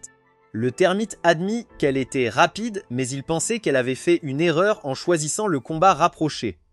Sai Feng lança Clou Météore Lourd, tandis que le termite ripostait avec Frappe Lourde Mâchoire. Sai Feng enfonça encore plus la pointe de flèche dans le crâne du termite. La collision déclencha une onde de choc explosive derrière lui. Un énorme cratère s'ouvrit dans la paroi de la grotte. La tête du termite se fissura. Quelques instants plus tard, il s'effondra. Le système notifia leur victoire sur le termite à mâchoire. Si Feng remarqua soudain quelqu'un à proximité. Jun, redevenu champignon, applaudit et félicita Si Feng pour sa belle fin de combat. Il sourit en disant qu'elle devenait vraiment plus forte. Elle lui demanda pourquoi il était redevenu un champignon. Jun répondit qu'il en avait un peu marre de rester en forme humaine, alors il avait décidé de changer un peu. Soudain, un grand vacarme résonna dans la grotte. Jun expliqua que les soldats champignons nettoyaient les derniers soldats termites et qu'ils approchaient de la chambre de la reine termite. Le pyroshroom embrasait la tête d'un termite. Le volshroom décapitait un autre en un clin d'œil. Si Feng demanda si pyroshroom et volshroom faisaient un retour temporaire. Jun hocha la tête et expliqua qu'en gardant leur sport précédente, il pouvait les replanter maintenant qu'il avait monté de niveau. Avec quelques emplacements de culture libres pour les soldats champignons, il avait ramené les deux. Les termites restants tombèrent vite, mais soudain, Jun sentit une puissante intention de tuer. Une voix rugit depuis l'ombre, déclarant que c'était leur limite. Plusieurs termites sortirent de l'obscurité. Ils se présentèrent comme le général Aile Blanche, le vice-général Kamikaze et un sous-vice-général. Un termite les avertit que les terres royales étaient devant et que tout intrus serait tué sans pitié. Jun prévint tout le monde de rester sur ses gardes. Un termite leva les bras, puis joignit ses poings. Dès que notre héros vit sa posture, il comprit qu'elle ressemblait presque à celle du commandant de la Légion termite que Sai Feng avait affronté. Un autre termite lança une bombe toxique à la fronde. Jun activa immédiatement le filet d'interception mycélien. Le filet s'étendit comme une barrière protectrice. Il attrapa la bombe toxique avant qu'elle n'atteigne les soldats champignons. La bombe explosa à l'intérieur du filet. Les soldats champignons restèrent en place. Un flash aveuglant engloutit toute la grotte. Une épaisse fumée suivit rapidement. Heureusement, Jun réussit à sortir un garde champignon du danger. Sai Feng et les autres s'échappèrent indemnes. Jun fronça les sourcils. Il n'avait pu sauver qu'un seul garde champignon. Bien que le filet ait stoppé la bombe, l'explosion avait projeté un énorme nuage de venin corrosif qui tua instantanément les 2 autres gardes. Jun comprit que malgré leur haute défense physique, leur résistance au poison était très faible. Il attendit que la fumée se dissipe de l'autre côté. Soudain, un termite jaillit de la fumée et fonça droit sur eux. Le général Aile Blanche a brandi son bras avec une force incroyable. Jun s'est préparé. La frappe a pulvérisé le sol. Il a annoncé avoir neutralisé un ennemi et s'apprêtait à attaquer sa prochaine cible. Mais Jun tenait bon, ayant paré l'assaut. Soudain, une main puissante a intercepté le bras du général Aile Blanche en plein mouvement. C'était Firehammer. Le général Aile Blanche fut stupéfait que son attaque fulgurante ait été stoppée. Il a demandé qui était ce champignon. Firehammer a répondu calmement qu'il n'était qu'un forgeron. Il a ensuite dit à Jun foncer directement dans la chambre de la reine des termites et de leur laisser les ennemis. Jun lui a fait un pouce levé et leur a confié la situation. Il est parti instantanément. Il s'était lancé sans regarder en arrière. Le général Aile Blanche s'est demandé si ce petit champignon était vraiment leur chef. Firehammer l'a averti de faire attention à ce qu'il disait et a menacé de lui retirer sa carapace pour en faire un bouclier. Jun a confié le combat à Saifeng et Firehammer tout en se dirigeant vers la reine des termites. Saifeng a accusé réception de ses ordres. Firehammer a bloqué la frappe du commandant de la Légion Shono. Puis son puissant coup a directement percuté l'armure du commandant de la Légion Shono. L'armure a commencé à s'effriter. L'attaque de Firehammer avait visé son flanc faible. Le commandant s'est demandé si les hommes champignons pouvaient partager les informations de combat de leurs coéquipiers. Comme les termites, Firehammer a observé les mouvements de son adversaire et a conclu qu'il était maladroit. Comme son corps se raidissait après chaque attaque rapide, le frapper serait facile. Soudain, un projectile rapide a traversé l'air. Une substance collante a éclaboussé son pied. Il a réalisé que c'était un adhésif. Firehammer a cherché autour de lui d'où cela provenait. Il a repéré une autre termite au loin. Le général Aile Blanche a demandé où il regardait avant de lancer immédiatement une frappe massive. Firehammer a paniqué. Le coup dévastateur a frappé le sol et l'a projeté en arrière. Un énorme nuage de poussière a jailli de l'impact. L'autre termite, un vice-général Suobi, s'est moqué des hommes champignons, affirmant qu'ils ne pouvaient que harceler de faibles soldats et qu'ils avaient enfin montré leur vrai visage dans un combat de haut niveau. Il s'est moqué de Saifeng, disant que son petit chef l'avait abandonné là pour mourir. Cloué au sol par l'adhésif, Saifeng s'est contenté de ricaner. Soudain, une énergie rose vibrante a éclaté et a brisé le piège. Le vice-général Suobai a regardé avec stupeur le mycélium des champignons décomposer rapidement son adhésif. Il l'a averti de ne même pas penser à s'échapper avant de tirer une autre boule d'adhésif. Saifeng a expliqué que les champignons aimaient consommer des adhésifs riches en matière organique. Avec une poussée d'énergie mycélienne, elle s'est complètement libérée de ses entraves. Puis, elle a chargé vers lui avec une flèche. Sans le temps de bander son arc, elle a lancé la flèche massive comme un javelot. Le vice-général Subai a réalisé que la flèche explosive avait fait exploser sa bombe adhésive. L'adhésif dispersé s'est collé au filet mycélien formant un piège collant amélioré qui l'a piégé. Le vice-général Suabai n'arrivait pas à croire que les champignons avaient retourné sa propre compétence contre lui. Saifeng a activé le pas d'enchevêtrement mycélien. Elle a souligné qu'il n'était pas immunisé contre ses propres compétences. Après tout, le vice-général Subai a paniqué. Un impact massif a secoué le sol. Un garde champignon a abattu son marteau avec une force incroyable, forçant le vice-général Subai à reculer en catastrophe. Saifeng a appelé tous les champignons et a révélé que les termites n'étaient pas immunisés contre leurs propres compétences. Cela signifiait que si le vice-général autodestructeur lançait ses bombes à courte portée, il se ferait exploser lui-même aussi. Elle a exhorté tout le monde à le forcer au corps à corps. Le champignon de feu et le champignon électrique ont acclamé en chargeant leur pouvoir. Une vague d'énergie a balayé le champ de bataille. Un mur de feu massif a éclaté d'un côté, tandis qu'une électricité crépitante se répandait sur le sol de l'autre. Le vice-général autodestructeur a levé les yeux alors qu'un filet de foudre mycélienne scellait le plafond. Entouré par un mur de feu flamboyant, il a réalisé que les champignons le forçaient à se battre dans un espace confiné. Il a maudit les rusés hommes champignons. Pendant ce temps, le général Aile Blanche regardait en bas. Il a réalisé que le champignon avait utilisé un leurre pour simuler sa mort. Une petite bombe puffball est tombée à ses pieds. Le général Aile Blanche a repéré l'explosif lumineux. La bombe a détonné dans une violente explosion. L'explosion a projeté le général Aile Blanche en l'air avant qu'il ne s'écrase lourdement au sol. Le général, gravement blessé, était furieux. Il s'est moqué de Firehammer pour avoir utilisé des objets merdiques malgré son physique imposant et a exigé un combat au corps à corps en 1 contre 1. Firehammer a répondu depuis la fumée en lui rappelant qu'il n'était qu'un forgeron. Le général Aile Blanche était confus. Soudain, une arme massive a déchiré la brume. Le général Aile Blanche a ri, ravi d'avoir enfin piégé Firehammer au corps à corps.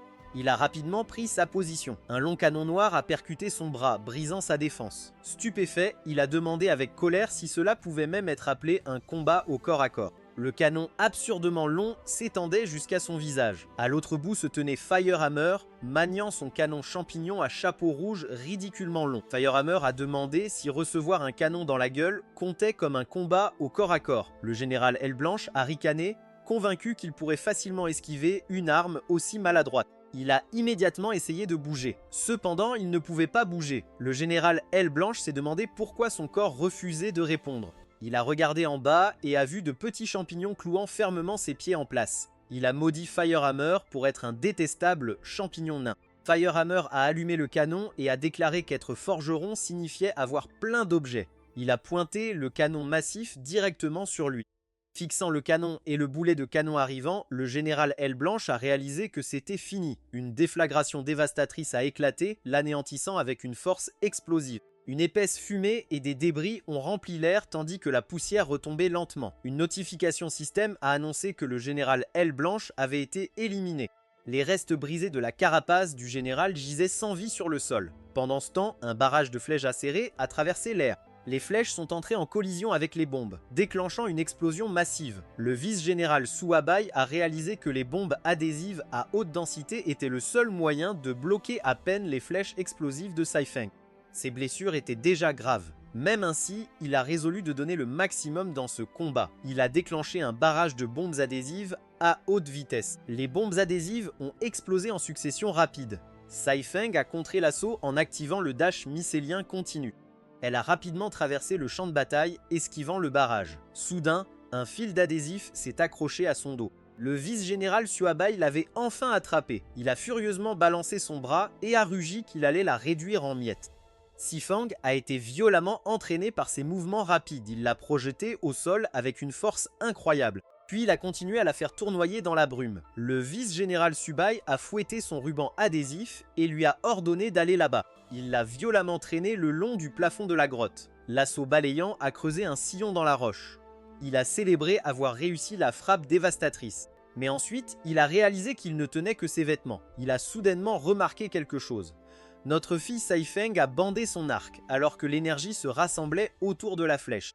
Le vice-général Suobai a réalisé son erreur. Elle a libéré, sa flèche perce armure. Le puissant tir l'a frappé directement à la tête. Sans lui laisser le temps de récupérer, elle a enchaîné avec le clou lourd météore. Une notification système a annoncé que le vice-général Suobai avait été éliminé. Il ne restait rien de sa tête. Sifeng a remarqué l'un de ses membres sectionné. Elle a pensé que cela pourrait être utile.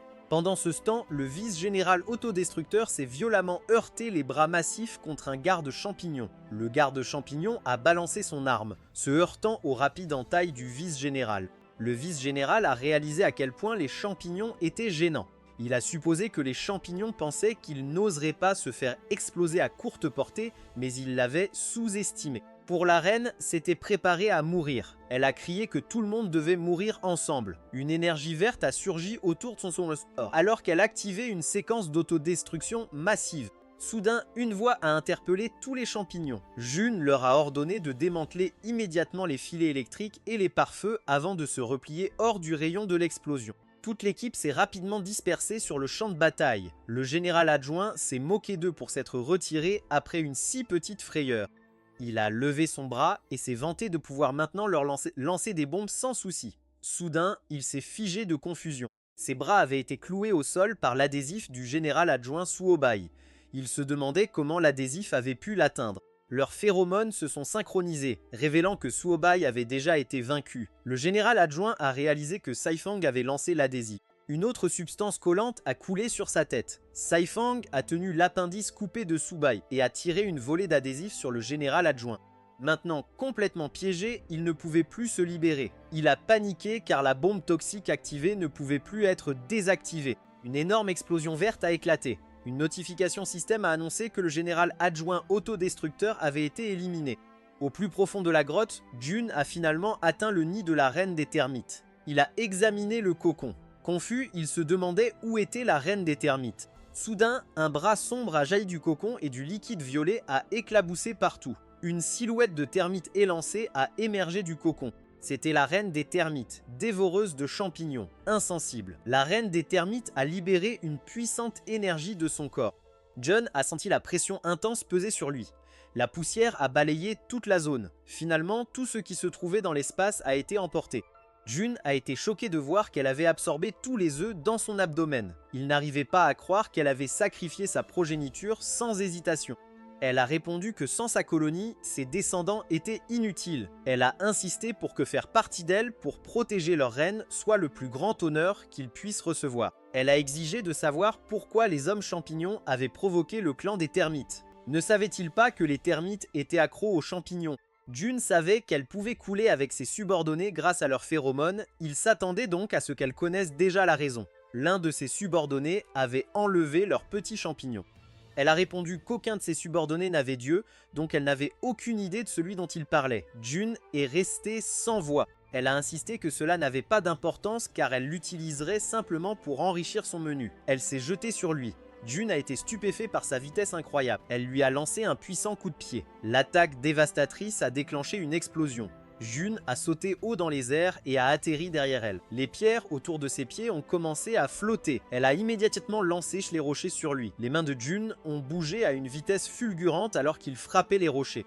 Il a appelé cette attaque fleurie de champignons. La poussière et la fumée ont englouti toute la zone. Soudain, un objet rond a volé vers la reine des termites. Elle a sorti son épée, puis a frappé l'objet entrant. June s'est soudainement matérialisée en s'y accrochant. Il l'a balancée directement sur elle, mais elle a bloqué l'attaque en utilisant ses deux épées. La pression énorme a brisé le sol sous ses pieds. Elle ne s'attendait pas à ce qu'une tête de champignon aussi trapue possède une force aussi étonnante. L'énergie crépitait autour du corps de John. Il a activé le poison électrique, libérant de l'énergie électrique des spores de Voltrum transplantés et paralysant brièvement son adversaire. Elle l'a maudit. La force de son attaque l'a projeté au sol. Elle ne pouvait pas bouger. June s'est préparée à enchaîner avec plusieurs autres coups de marteau. Soudain, elle a libéré une autre décharge d'énergie. L'énergie a instantanément immobilisé June. Elle s'est étendue sur une large zone. Même Saifeng et Firehammer se sont arrêtés net. Une puissante barrière s'était formée autour de la zone. Firehammer l'a regardé avec surprise et confusion. Il a pointé son canon directement sur la barrière. Saifeng a demandé s'il était certain de pouvoir la traverser car la barrière semblait extrêmement solide. Firehammer a répondu que si un coup ne suffisait pas, il en tirerait simplement quelques autres. Il l'a exhorté à le laisser essayer puisqu'il n'avait rien à perdre de toute façon. Il a tiré, déclenchant une explosion massive. Ils ont regardé attentivement la barrière. Sifeng s'est senti plein d'espoir après avoir vu la force brute de l'impact, mais l'attaque n'avait pas du tout endommagé la barrière. Au lieu de cela, Firehammer a pleuré car la chambre de son canon avait été détruite. À ce rythme, Sifeng savait que les soldats champignons ne pourraient offrir aucune aide. John était piégé à l'intérieur seul et ne pouvait compter que sur lui-même. Retour à notre MC. John a été projeté en arrière. Il a remarqué que tous ses mouvements étaient plus lents à l'intérieur de la barrière. Il avait l'impression d'être piégé dans une piscine massive d'adhésifs. La reine des termites avait activé la cage viscus. La compétence a isolé tout ce qui se trouvait à l'intérieur de la barrière du monde extérieur. Elle a ralenti les mouvements, les projectiles, les flèches, la magie et toutes les autres attaques des ennemis piégés à l'intérieur de 30%. June a senti quelque chose derrière lui. Instinctivement, il a essayé de le bloquer. La reine des termites lui a attrapé la main et s'est moquée de lui pour avoir bougé si lentement. Elle l'a frappé. Une volée de coups a frappé différentes parties de son corps. Le coup final l'a projeté au sol. Elle s'est immédiatement précipitée à nouveau sur lui. Mais soudain, une explosion a éclaté. L'explosion l'a distraite. Elle a fait une roulade arrière pour éviter l'attaque enflammée. Elle a réalisé qu'il avait utilisé une attaque de feu à effet de zone. Mais même les flammes se déplaçaient au ralenti. Elle s'est vantée que sa barrière était une capacité surpuissante capable de ralentir même les sorts. June l'a averti de ne pas parler trop vite car il savait exactement comment s'y prendre avec elle. Il avait découvert le défaut de sa barrière. Notre garçon a abandonné son corps de champignon et s'est finalement transformé dans sa nouvelle forme. La reine des termites a été choquée de découvrir que sa barrière avait un défaut fatal.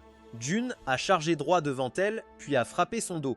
Sans subordonner à proximité, le souverain solitaire activé, augmentant considérablement sa puissance de combat. Elle a glissé sur le sol. La reine des termites s'est moquée de lui pour avoir attaqué avant même d'avoir fini de parler, le traitant de champignon rusé. Cependant, elle a vite réalisé que la barrière ne l'avait pas du tout ralenti. En fait, il était devenu encore plus rapide. Elle a activé Snapjaw Twin Pillars, transformant ses deux mains en pinces massives. Ses pinces se sont rapidement étendues. Puis elle les a fait tournoyer avec une force terrifiante. Au moment où elle a trouvé l'angle parfait, elle les a fait s'écraser et a déclenché Snapjaw Skybreaking Slash. Mais June était prêt, il a riposté avec Mycelial Fire Punch. La mâchoire massive a pris feu.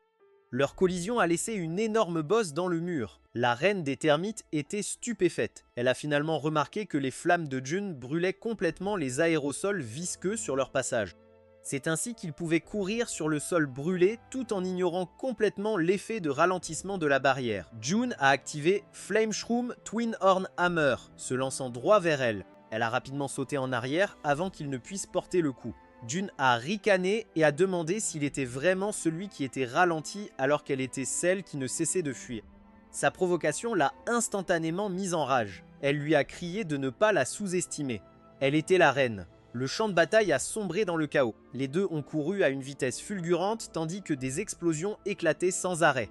Un petit champignon regardait de l'extérieur de la barrière. Leur mouvement était si rapide qu'ils ne pouvaient voir que des traînées de lumière clignotant entre les explosions. Il a demandé au patriarche s'il devait intervenir et aider. Le patriarche a répondu que les champignons et les termites se battaient, tandis que le champignon termite en récoltait les bénéfices. Par conséquent, ne rien faire était leur meilleure option. Le petit champignon fit remarquer qu'il n'avait échappé à la prison des termites que parce que le champignon avait attaqué les forces des termites. Cependant, le patriarche le rejeta, disant que le jeune termite ne comprenait toujours pas que le chaos était une échelle.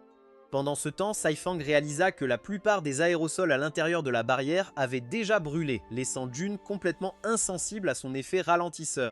Retour au combat, la reine des termites fit tournoyer sa lame. Elle remarqua que June avait brûlé la plupart des aérosols à l'intérieur de la barrière, laissant ses mouvements complètement indemnes. Cependant, elle ne remarqua pas l'électricité statique qui remontait le long de sa main. Un puissant choc électrique parcourut son corps. Cela la fit s'écraser vers le bas, mais avant qu'elle ne touche le sol, John lui décocha un coup de pied dévastateur. L'impact la projeta droit dans le plafond. Du sang jaillit de sa bouche. Elle déclara qu'en l'inculpant à ce point était impardonnable. Puis elle activa la cage de suppression. June remarqua une cage se formant autour de lui. À sa grande surprise, l'effet de ralentissement revint, et il était bien plus fort qu'avant.